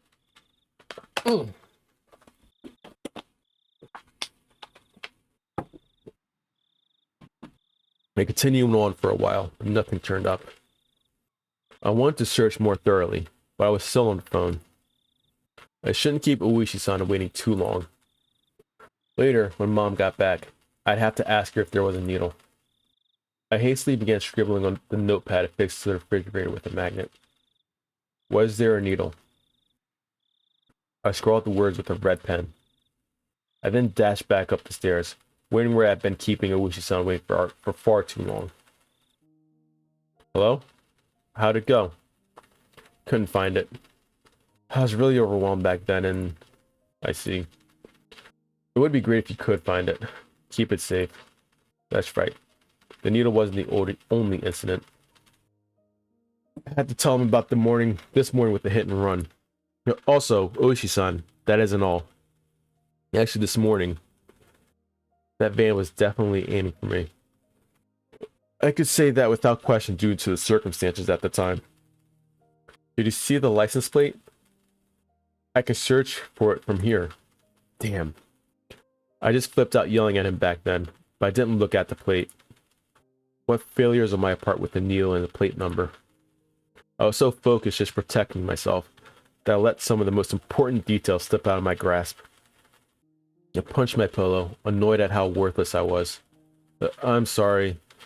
I don't know much more than that it was a white van. Nothing to fret about, Marbury-san. Anyone would be shaken up after being hit. I guess all this really isn't a coincidence, is it? Oishi-san started to hem and haw over the other end. I could imagine him folding his arms. Also, Reina is acting strange. How so? What Reina said on the way home today.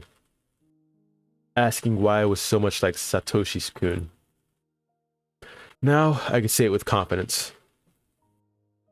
That Reina knew what happened to Satoshi. I'll bring the mic down a little bit. Get a little comfortable with myself. She knew that there was more to it than just him simply disappearing. Reina knows. She knows something regarding what happened to Satoshi, the kid who was demoned away last year. What would that be exactly? Reina said, I was the same as Satoshi. He said something to the effect that the way things are going, I'll end up with the same fate as Satoshi. Fate, you say? Exactly what kind of fate did she say would befall you? Transferring out, she said? Transferring out? Marina said Satoshi transferred out. So given how things are going with me, I'll transfer out too. Oishi-san let out a stern sigh, then grumbled loudly. Maibari-san. That was probably some sort of threat, or maybe some type of warning. I thought so too. At that point, I started to think. Would it be prudent to sum up everything that had happened up until now as a machinations of some human perpetrator? Other than the theory of it being Reina and the others, I was left with Oyashiro-sama's curse actually existing as the only other explanation.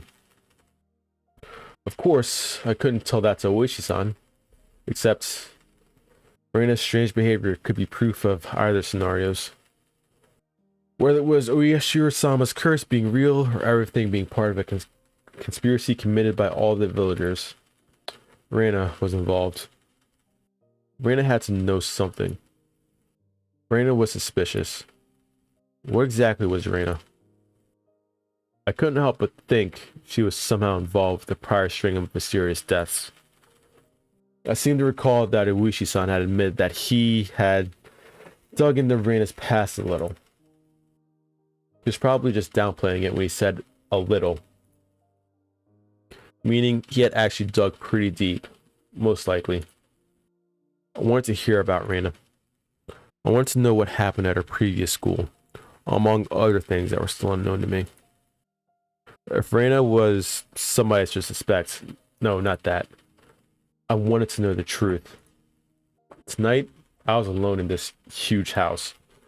Even though I said I couldn't count on them, I lost the security I thought I had just by my parents being around. It wasn't like this house was some sort of fortress or castle. If a malicious person decided to use brute force, they'd easily gain entry. There's no other residences close to the Maibara residence. No one would be able to hear anything, no matter how loud it was. I had never felt as much resentment toward my father's artistic temperament and the fact that he had this house built in such a remote location as I did right now. I wondered if I would still be here by tomorrow morning. So I had to ask. And I heard that fucking doorbell. Right now. Because I had no idea when the next chance would come. Oishi-san, I have something I wanted to ask about. Someone's at that fucking door, dude. Please don't keep anything from me. Sure, ask away. Even though he was so far away at the other end of the line, this was the most reliable he had ever felt. I wanted to ask about Reina. About what happened at her previous school. Actually, regarding Reina's... Oh shit, what happened? Okay. I noticed a sound that had been going on for a while now.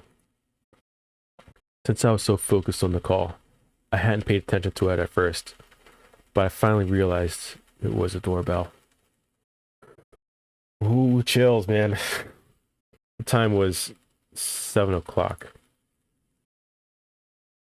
It was past the time the postman would be making a delivery. And past any sensible time for a neighbor to be visiting. I considered just acting like nobody was home. But that wouldn't be good. Yeah, after the facade that you just built up? Fuck. Alright,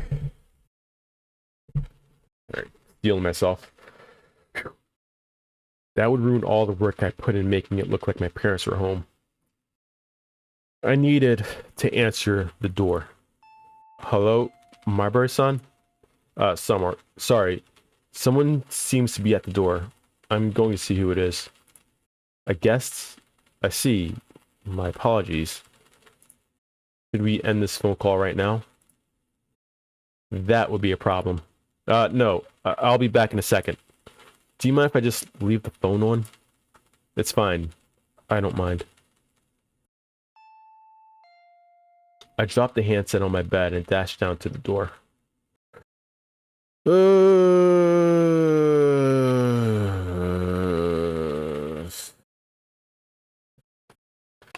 Can I not?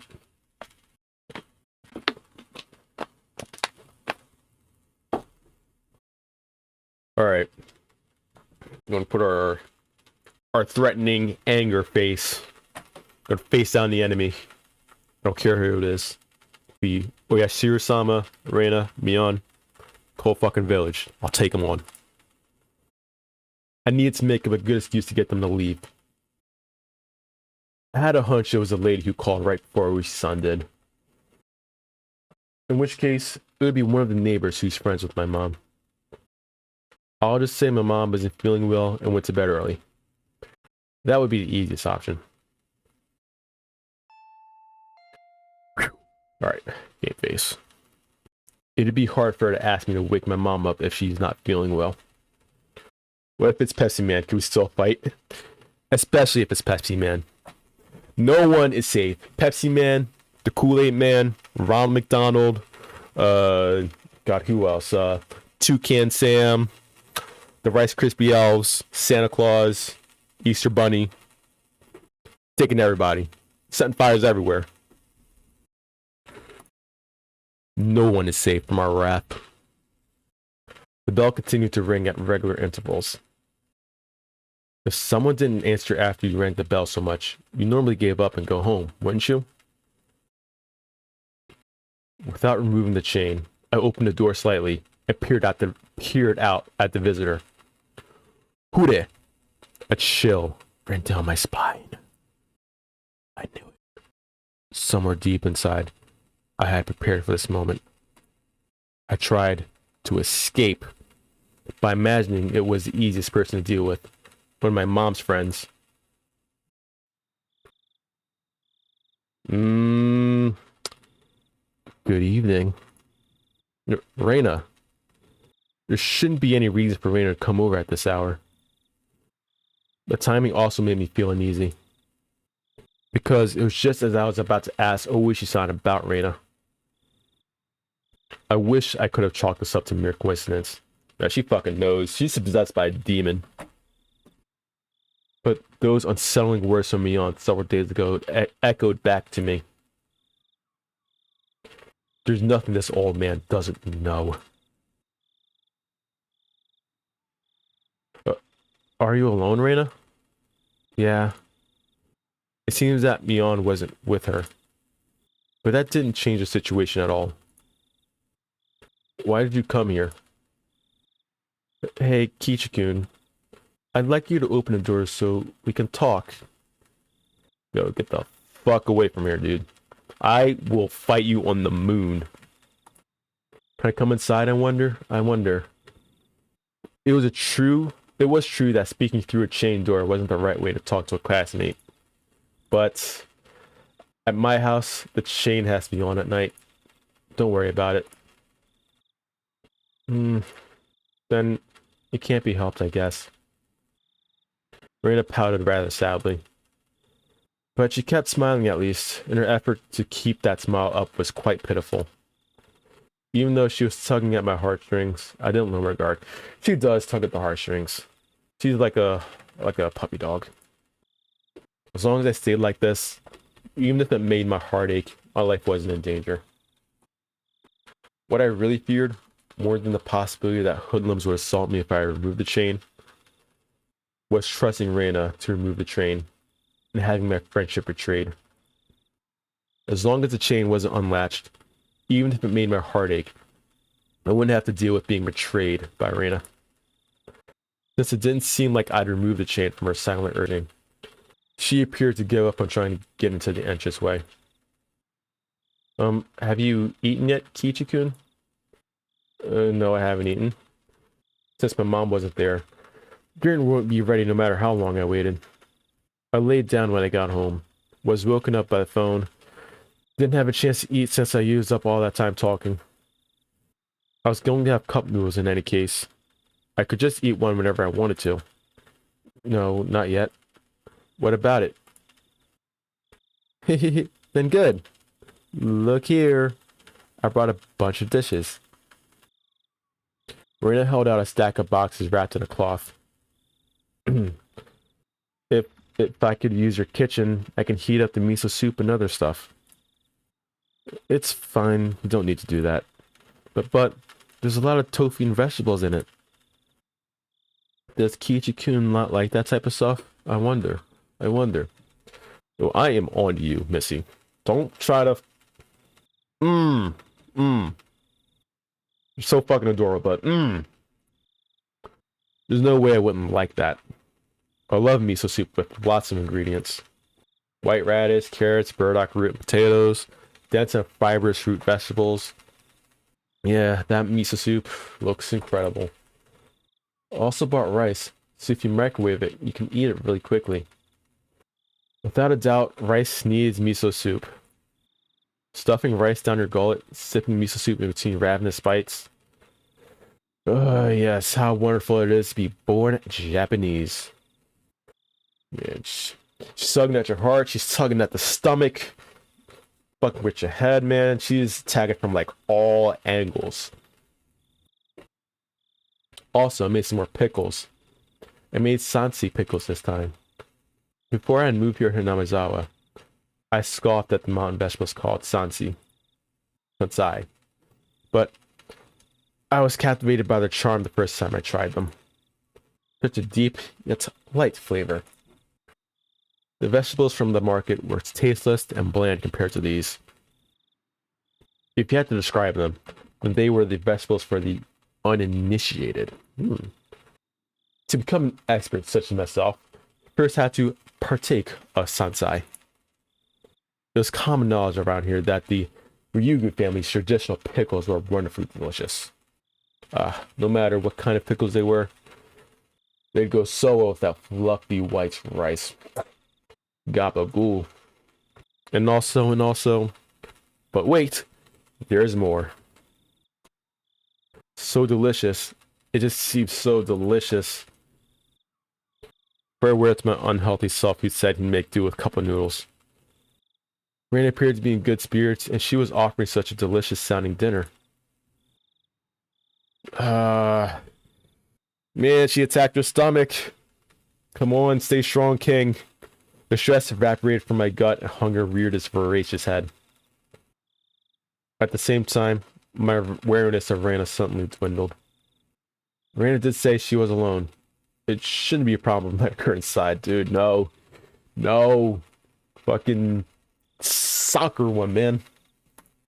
Though the possibility that it was laced with poison still hasn't been ruled out. At that moment, a cold chill ran down my spine once again. There you go. I couldn't understand why such a sensation had occurred just then. Oh, did we let the ghost in? But the voice inside me was sounding the alarm.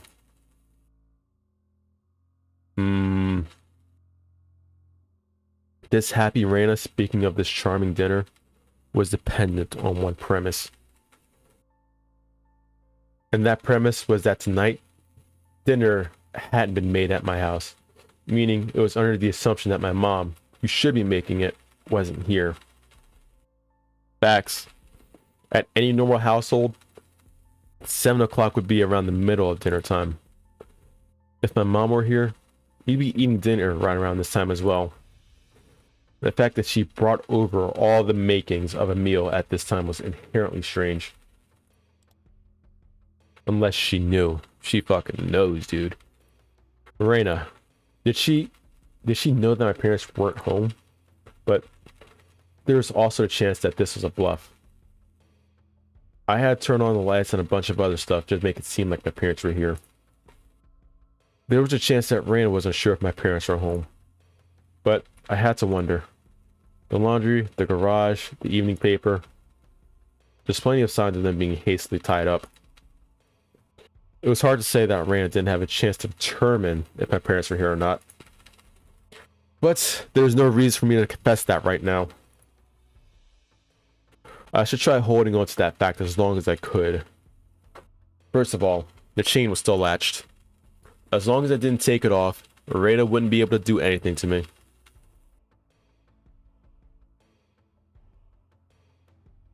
I'm quite grateful, but dinner will be ready pretty soon.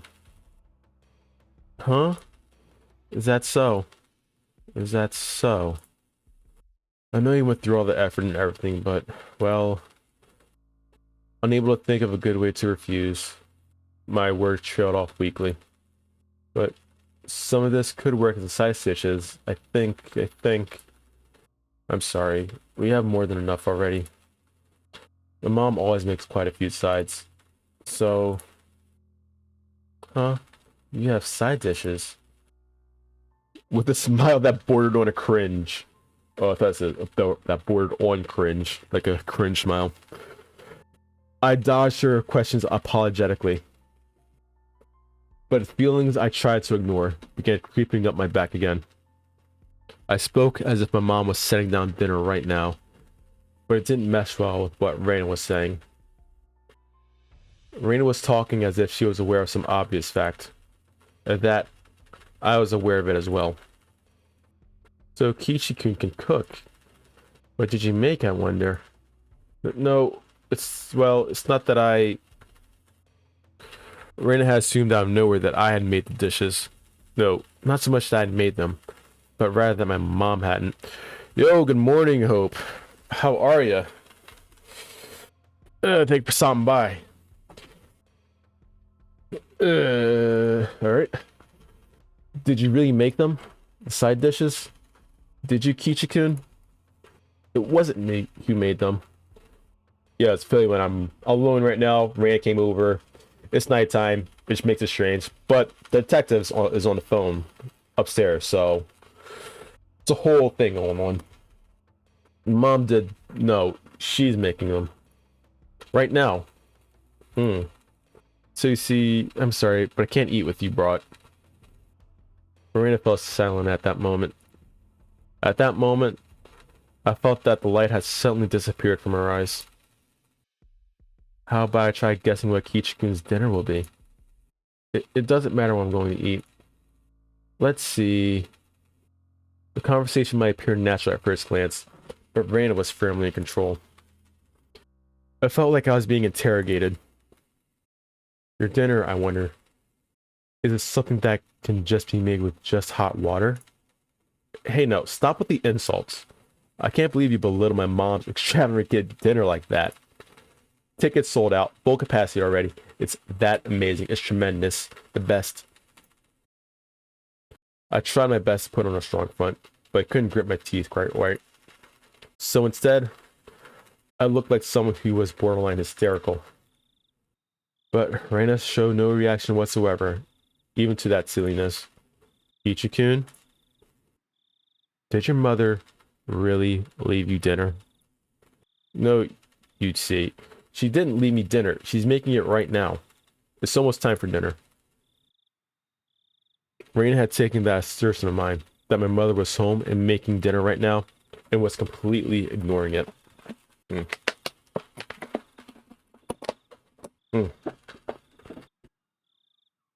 I could tell that the more I panicked, the colder Raina became. Hey, Kichi-kun. What is it? At that moment, an uncomfortable chill crept up from the gap in the doorway. Is your mom home? I wonder. Yo, stay the fuck back, bitch. I couldn't keep up this charade anymore. Raina, you knew full well that my parents weren't home, but I'd come too far to admit that now. Anyway, my parents were here and we'd be having dinner soon. That was a situation I had concocted. So I answered. I told her she was here. She's here, of course. I could feel the humidity drying out from the surrounding air. Raina's eyes were becoming even more frigid, piercing me with her Gelid, Claire? Why? Told you, I got it bad, dude. I got police on your line. You ain't getting in here. What do you mean? I tried acting casual, but that facade was torn off me the instant I looked into Raina's eyes. That look informed me of Raina's response faster than she could open her mouth. Why have you been lying to me? I wonder. I'm not lying. That's a lie, isn't it? It's not a lie. Lies. Raina's outburst sent a jolt surging through my body. Raina and I were still separated by what few inches that slightly ajar. But still chained door could afford. But despite that, I was still being cornered. My house, which I considered a safe haven until now, had become more like a dark alleyway where no one could save me. Shall I guess your dinner, Kichikun? Let's see. I knew now that Rain had already known that my parents would not be here tonight. But it was still so strange that it had come to this. Even if she somehow knew that my parents weren't home, there was no way she should be able to guess what I'd be eating tonight. But Raina said she'd guess. How could she guess it? How could she know that it was instant cup noodles? That's right, isn't it? That I was going to eat. Wait, the cooking repertoire of a man who can't do housework is probably nothing more but cup noodles after all. Being fairly obvious guess. If we were to guess one thing like that, cup noodles would be top of the list. Or PB&J. Looking at this statistically, it was probably the most probable answer. That didn't mean she was guessing. I don't think you'll be fooled with just noodles. I think having rice and stuff will definitely hit the spot. Calm down, Kichi, my bro. This was just coincidence. Reina was just reading certain tells of mine. So the fact that she was inferring what I was thinking alarmed me. But it wasn't as if she was actually reading my mind. It was being read that she was a demon. No, not a demon. Things like that. They couldn't possibly exist. Do you like them? Do you mean noodles? No.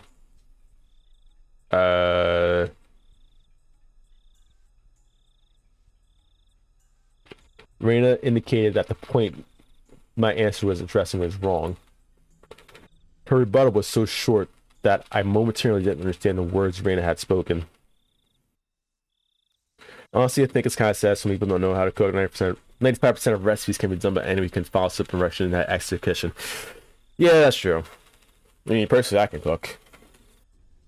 I think it's just like people are too afraid to get into it. But yeah, if it were me, I'd probably like cook some steaks or something. Steaks, a little rice, a little bit of this, a little bit of that. But yeah, it's pretty sad. Sorry, Reina. What did you say just now? Huh? About what? Just now. You asked me if there was something I liked, didn't you? Wait, did you?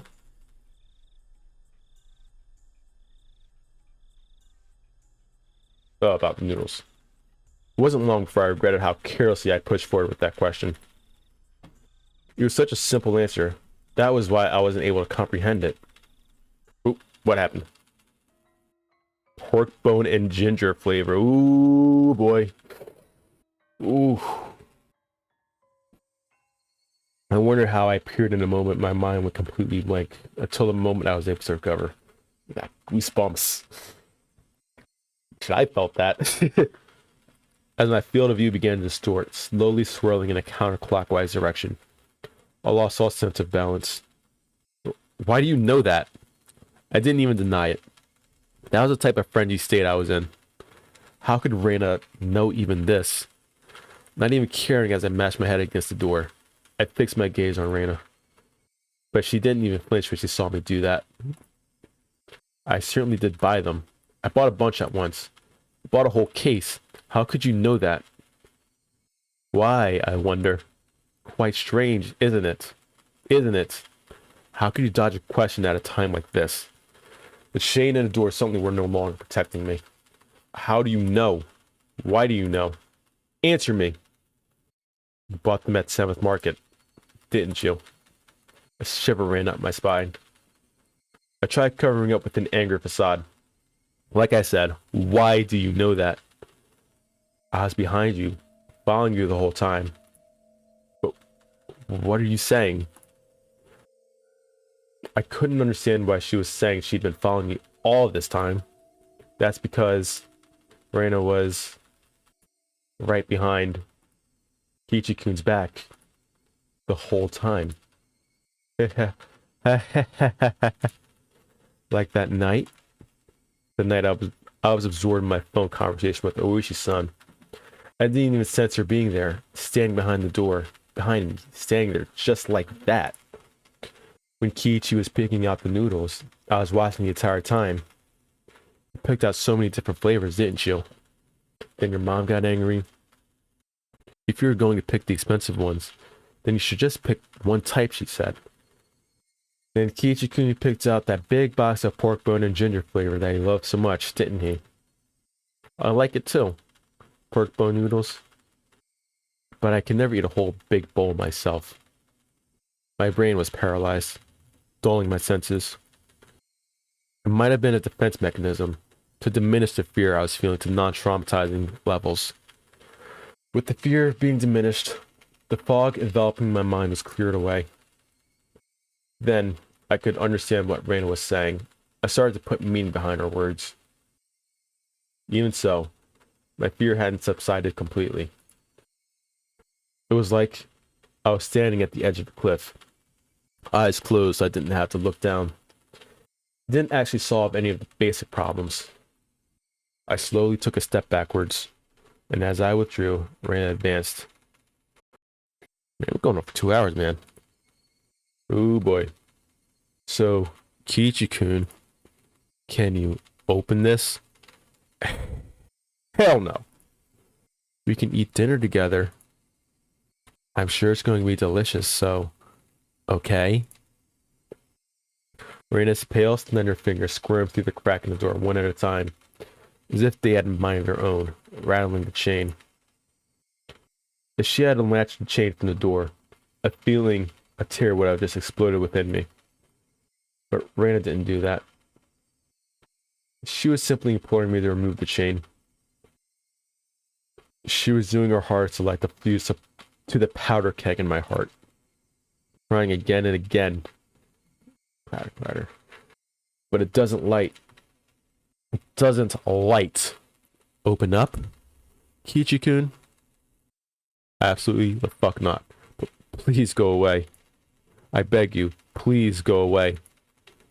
How can you say something so mean, I wonder? I wonder. Please go away. Go away. Go away! The powder keg inside me finally went off. No smoldering, it just exploded.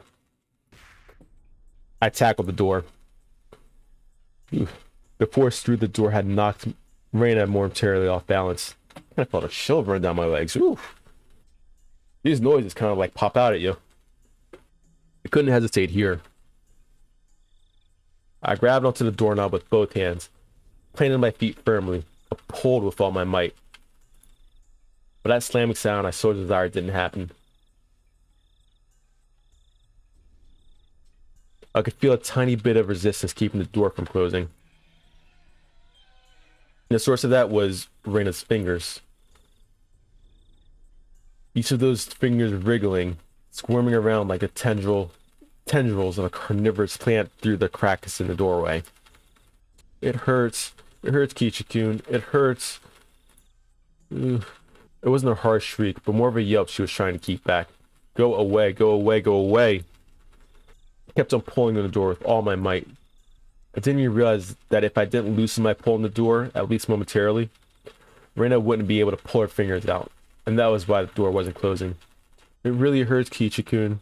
I'm sorry if I was messing around too much. I didn't care one bit for her apology. Goddamn right. Fuck her apology. No matter how much she apologized, it didn't change any of what she had done up until now. It didn't change anything. It hurts. It hurts. I'm sorry. I'm sorry. I'm sorry. Go away. Go away. Go away. Raina couldn't leave, even if she wanted to, because I trapped her fingers.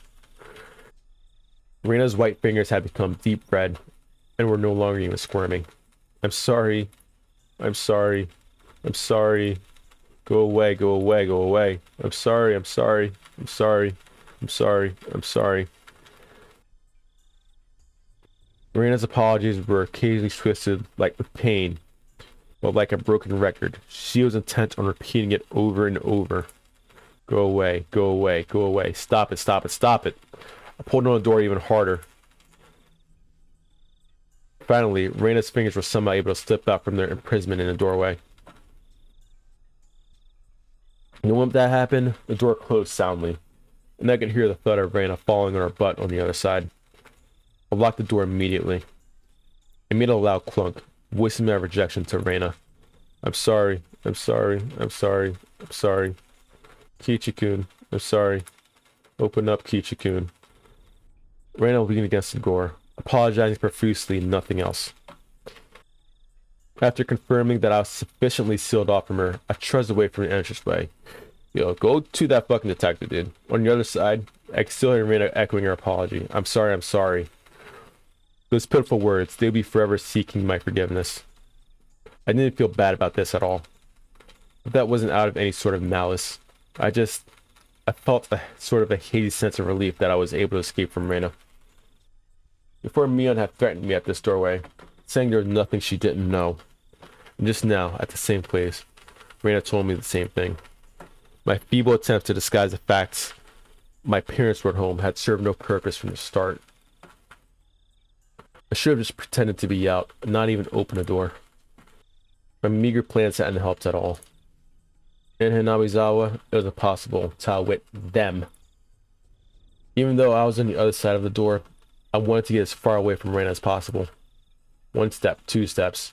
With each one, her sniveling apologies came more distant. I sprinted up the stairs and dove into my room. As you would expect, I was finally... weird notification.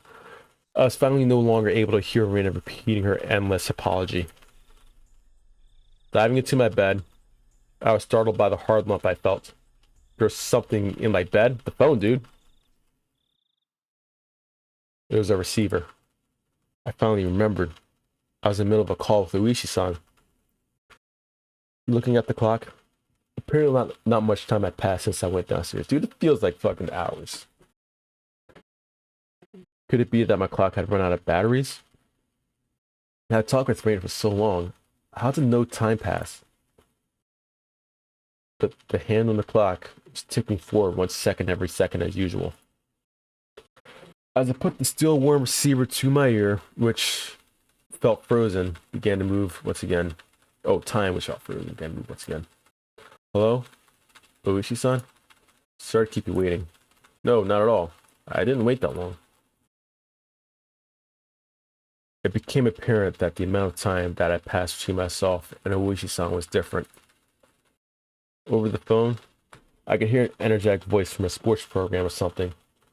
It drove home just how far Oishi-san really was. Reina came just now. Did she come to play? I wasn't confident that I could coherently explain the situation to Oishi-san. But I didn't need to right now. Right now, I need to know about Reina. That's right. I was planning to ask Oishi-san more about Reina, but Reina's little visit had interrupted the conversation. What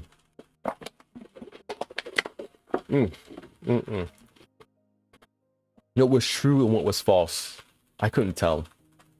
One thing I knew was a single grim reality that Reina was suspicious. I might be able to figure something out if I asked Oishi-san about her. Up until now, I had regretted it was whenever I forced myself to ask about things that I was better off not knowing.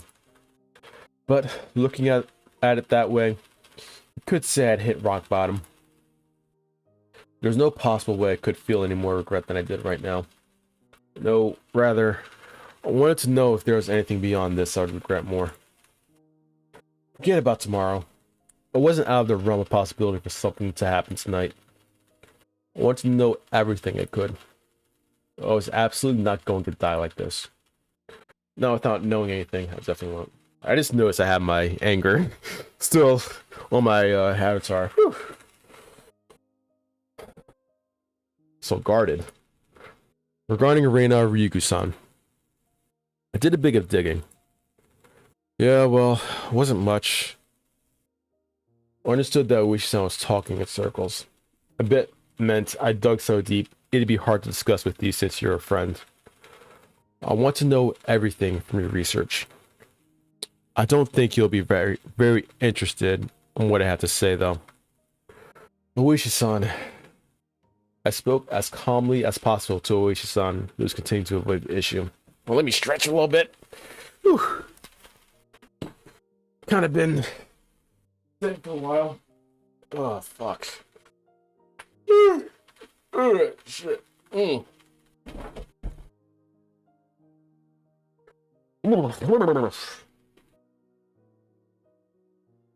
And then I said it. I think Reina Ryugu is suspicious. Even if the past incidents were from Oyashiro-sama's curse, Reina Ryugu was involved. Ooh, do you have some sort of proof that makes you believe Reina-san is suspicious? That manner in which Oyashiro-san spoke became very firm. Do you have some sort of proof? That was him talking as a detective. Only have circumstantial evidence. I see. I could tell even over the phone how disappointed Oyashiro-san was. Pulling on the fishing line when he felt a bite, only reeling the bait. Disappointed, but ready to cast the line once more. That's how it seemed. Oyashiro-san, you can't do anything without physical proof, can you? What I meant was, you can't come and save me without proof. I stuck that barb in there. As Oyashiro-san loved roundabout ways of saying things, he understood me just fine. It's fine, Marbury-san. I'll protect you. That was not the least bit reassuring. Oyashiro-san was just using me to continue his investigation. I was just going to get killed, and my corpse would be an important piece of evidence. That was all I was to him. Whether I'm alive or dead may be of no concern to your investigation, but it's all over for me when I die. Oyashiro-san went silent on the other end of the line. That may have been too blunt, but I didn't care. All I needed to relate to Oyashiro-san was that I was currently in a very dangerous position. So please, tell me. Tell me about Reina. Satoshi transferred out. Not too far in the future. I'll probably also do what Reina called transferring out as well. But you won't be able to find my corpse. You haven't even been able to find Satoshi's body yet. Alright, Marbury-san, please calm down. I was already suppressing my agitation, even without Oyashiro-san having to tell me. I wouldn't solve anything if I continued to scream about my mistrust to the police. It would seem that I could only depend on myself, and the bat Satoshi left behind to protect myself. Then, I at least wanted to know about what happened before Reina transferred schools. You're aware that this won't be very interesting, right? Oyashiro-san, realizing my resolve couldn't be swayed, finally caved. Right now, to me, there's nothing that I find uninteresting. Please. There are a few things I need you to agree to. Okay. Please keep this confidential. Also, a part of this may be speculation. Not all of it may be true. Are you still interested? It might not be true. I don't understand what you mean. There isn't one main investigation for this mysterious chain of events in Hinamizawa. Each one is treated as their own individual case. God, I'm in the mood for a cup of noodles right now, actually. Thus, Reina Ryugu has never been linked to any of the investigations. Basically, you see, this isn't an investigation of Reina done by the police, and is a personal inquiry, is what you're telling me. This will make things a lot quicker since you understand. All of it is from either phone calls or meetings and interviews, so they aren't corroborated. I'm asking you to take this all with a grain of salt, is what I mean. Do we have an agreement? All of it is just from what you heard? Yeah, my apologies. That's all my personal investigation, you see. That thing, before you said you saw Reina's chart, didn't you? I'm sure you heard you say it. Oyashiro-san paused for a moment on the other end of the line. I told you that too. Please pretend you didn't hear anything about that.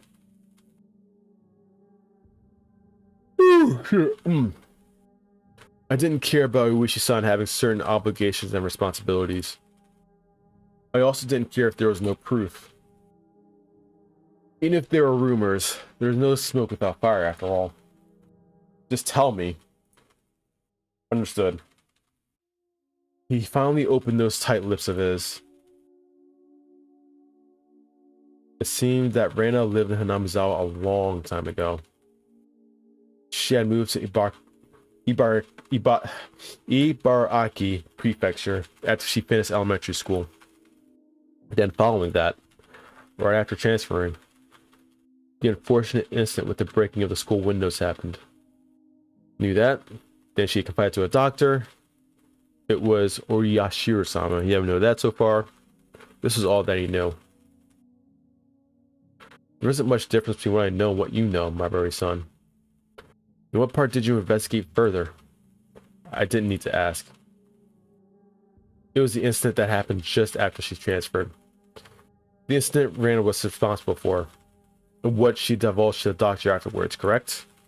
Yes. After you learned about that, you started to suspecting Rana and the others, didn't you? Yes, I did suspect them. So they're the ones, after all. No, that's not what I meant by suspect them. Huh?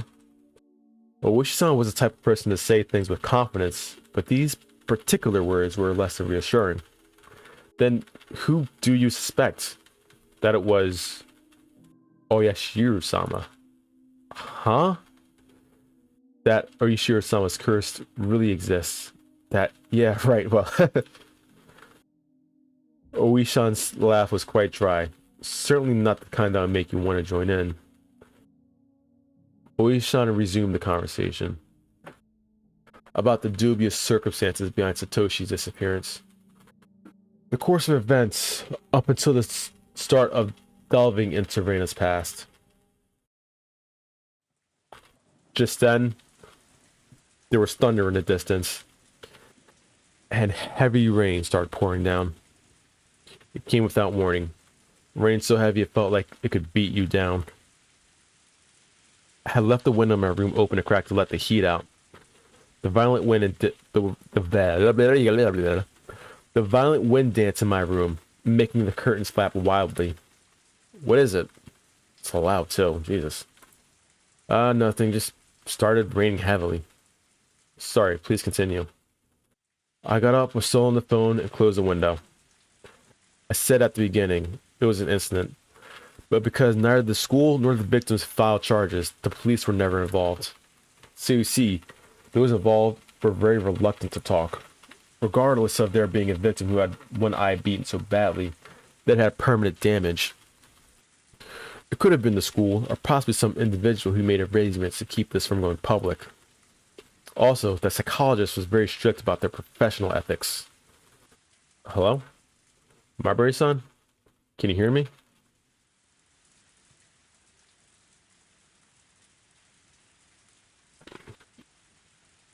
Bro. Figure, light, near mailbox the whole time. Even in this torrential rain, they didn't have an umbrella. They were unquestionably drenched from head to toe. It's either Rana or Mion. In this shower, which more resembled a waterfall, droplets of water dripped down from her hair. Yep. Just standing there, both arms dangling at her side. On one hand was the stack of boxes wrapped in cloth. Her eyes focused on my room. Focused on me as I was about to close the window. Her mouth was methodically repeating a chewing motion.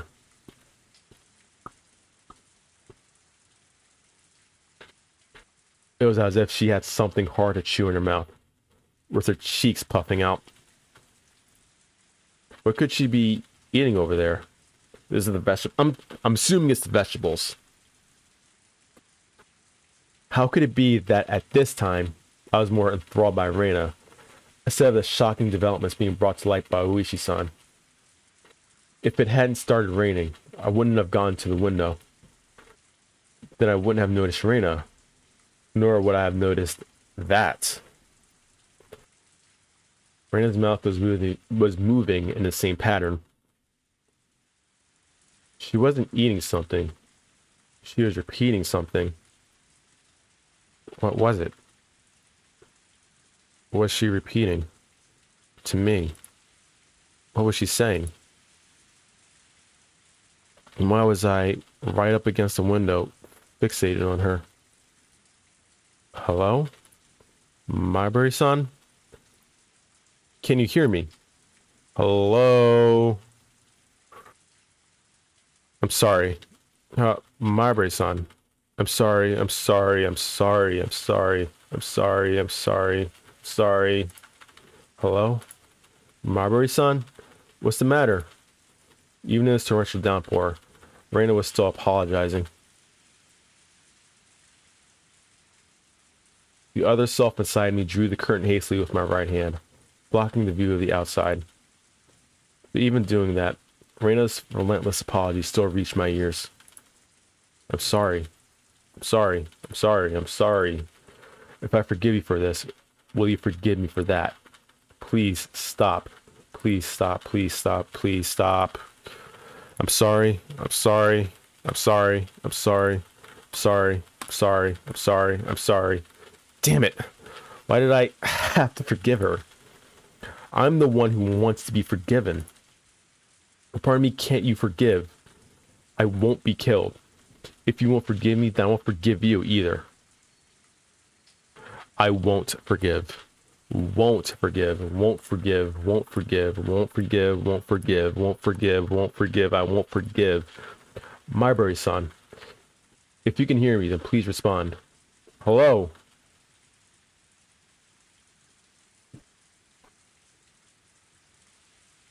Whew. Man. Shit's intense.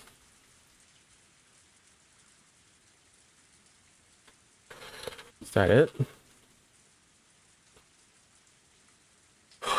Jesus Christ.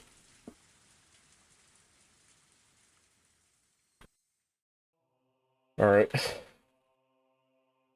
Actually, let me save this really quick.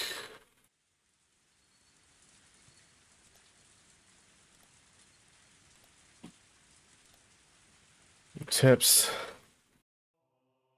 The personality, South Market. Ooh, okay. Let's do this one first.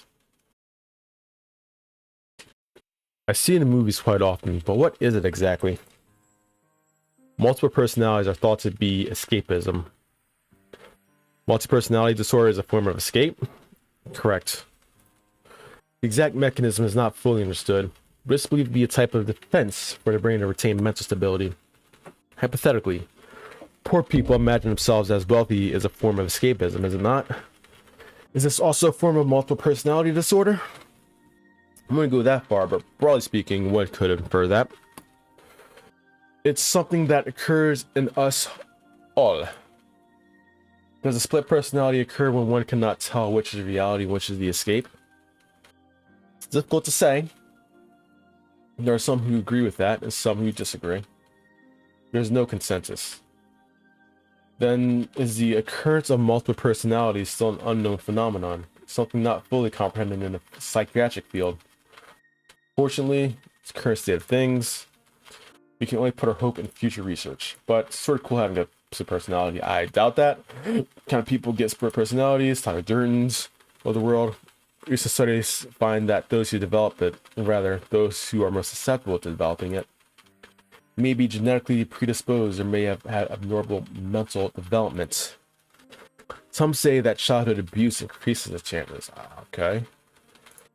Speaking of which, Person A here experienced abuse as a child, didn't he? Didn't he? Okay, interesting. How sad. Person A has 7 different personalities. Let's watch a video of him. Right after these commercials, are you fucking serious? Yeah. Gotta put a whole gap in there. Market, so this is me buying the noodles, I'm imagining. 7th Market was a bargain supermarket with food and alcohol. What's this, Kichi? So many. There's no reason to get all different kinds, is there? The fucking Reina's behind me. Probably hiding behind like the fucking aisle somewhere. I flopped all different color cup noodle bowls into the cart. Cup noodles have got so elaborate recently. There are a bunch of different types. You can't phone them out. I can't miss out, man. I want to try each of them at least once. It's made of culture. needs to expand his palate of refined taste that is the ramen noodle. I knew it was pretty selfish of me, but I thought I'd at least give it a try. Ichi, buy them in a big case. It's cheaper. Dad faltered. Well, I had a feeling it didn't end up like this. Dad knew there was no point in him butting in. Then I'd only get to eat one kind. I'd get bored with it. I was resisting as a formality. I had already given up inside and wasn't sure which case of noodles to get. If you can't pick up, then mommy will pick up for you. Pick for you. You don't have to rush me. I quickly searched the cases of noodles for what I want. Pork and bone and ginger. Large cup. Hey, Kichi, can't you get a more normal one? If I let mom pick, she'd err on the side of safety and get soy sauce or salt flavored. Salt flavored? Bro, that is trash. Pork bone is good. I don't want a big bowl of tasteless stuff. I remember insisting that the noodles I picked were the right kind. Oh, Jesus Christ. In this frozen memory of time, this encapsulated world, I didn't have the power to look around my surroundings. So I did what I could and reached out with my hearing and vision, sharpening my senses to find a presence I overlooked. No matter how much I searched through my field of vision, I couldn't see Reina. I rewound the situation, searching, but of course I couldn't find her. Then, was she spying at me from a blind spot? I go through the sound and presences again, looking. I could sense the other customers. They're all mixed about, moving as they pleased. There was nobody looking over this way, and no one trying to get behind me. Not here. Couldn't be here. Probably wasn't here. I would definitely notice if someone was right behind me, even when I wasn't on my guard. I smiled wryly at the thought of using a vague word like probably, right before contradicting it with definitely.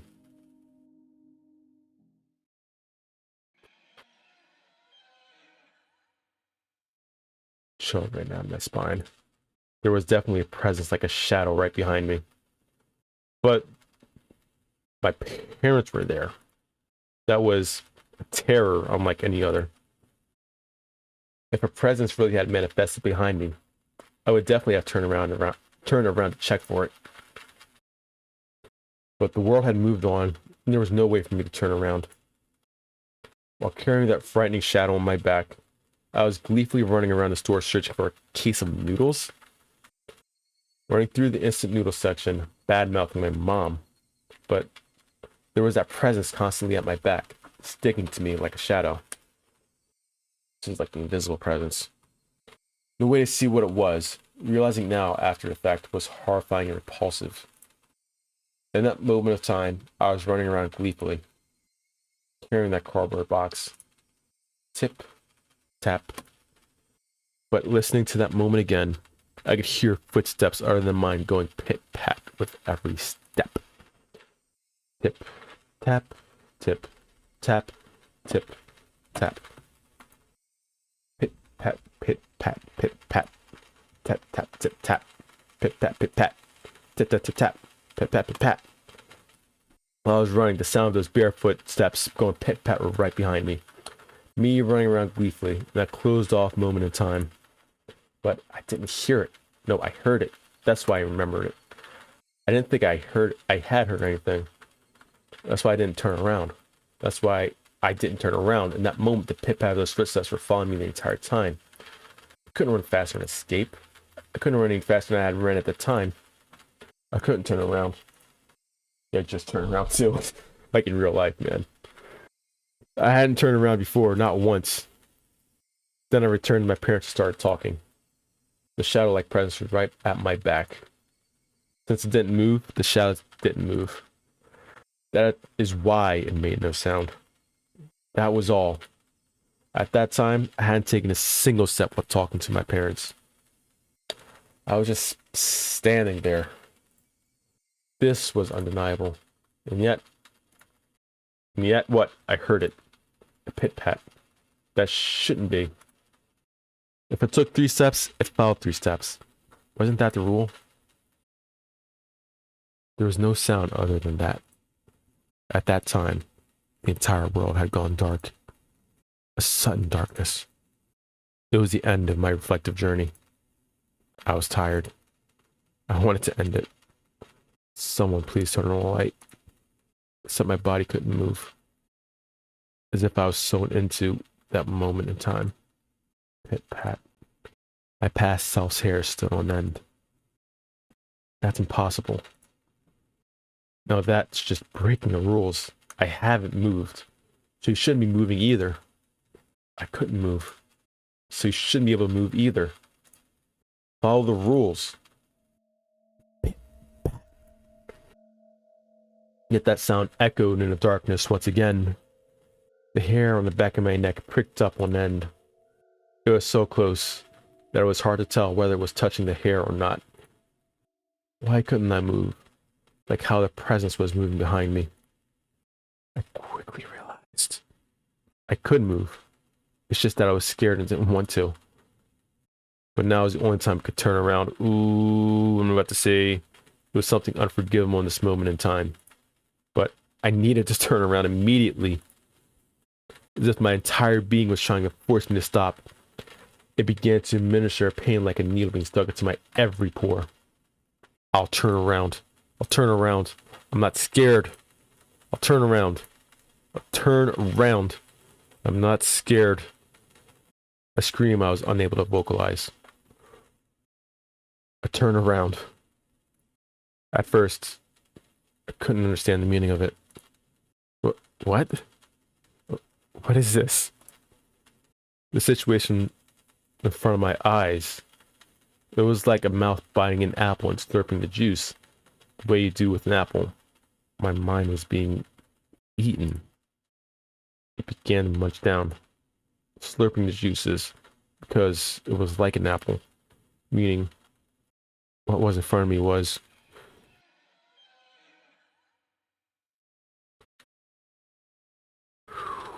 What is it?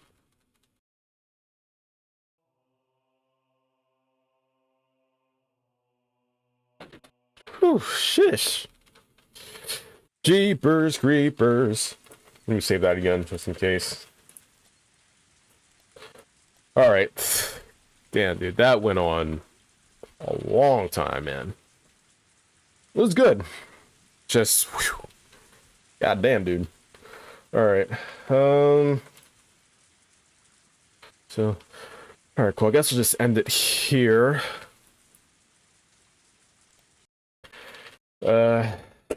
Thank you so much for stopping by. If you're watching a VOD, hi. I know it was long. A lot longer than I thought it would be. But, I mean, it's a good story overall. It is 12:30 in the midnight where I'm at. But we seem to be getting to the roots of the matter. As to, like, what's going on. I'm assuming demons. I'm pretty sure demons. There's some possession going on. Something supernatural. But yeah. Guess we left off at watching Arena from the window. Talking to the detective. So next chapter, probably leave off from there. But until then, thanks so much for stopping by, and I will see you next time. Deuces.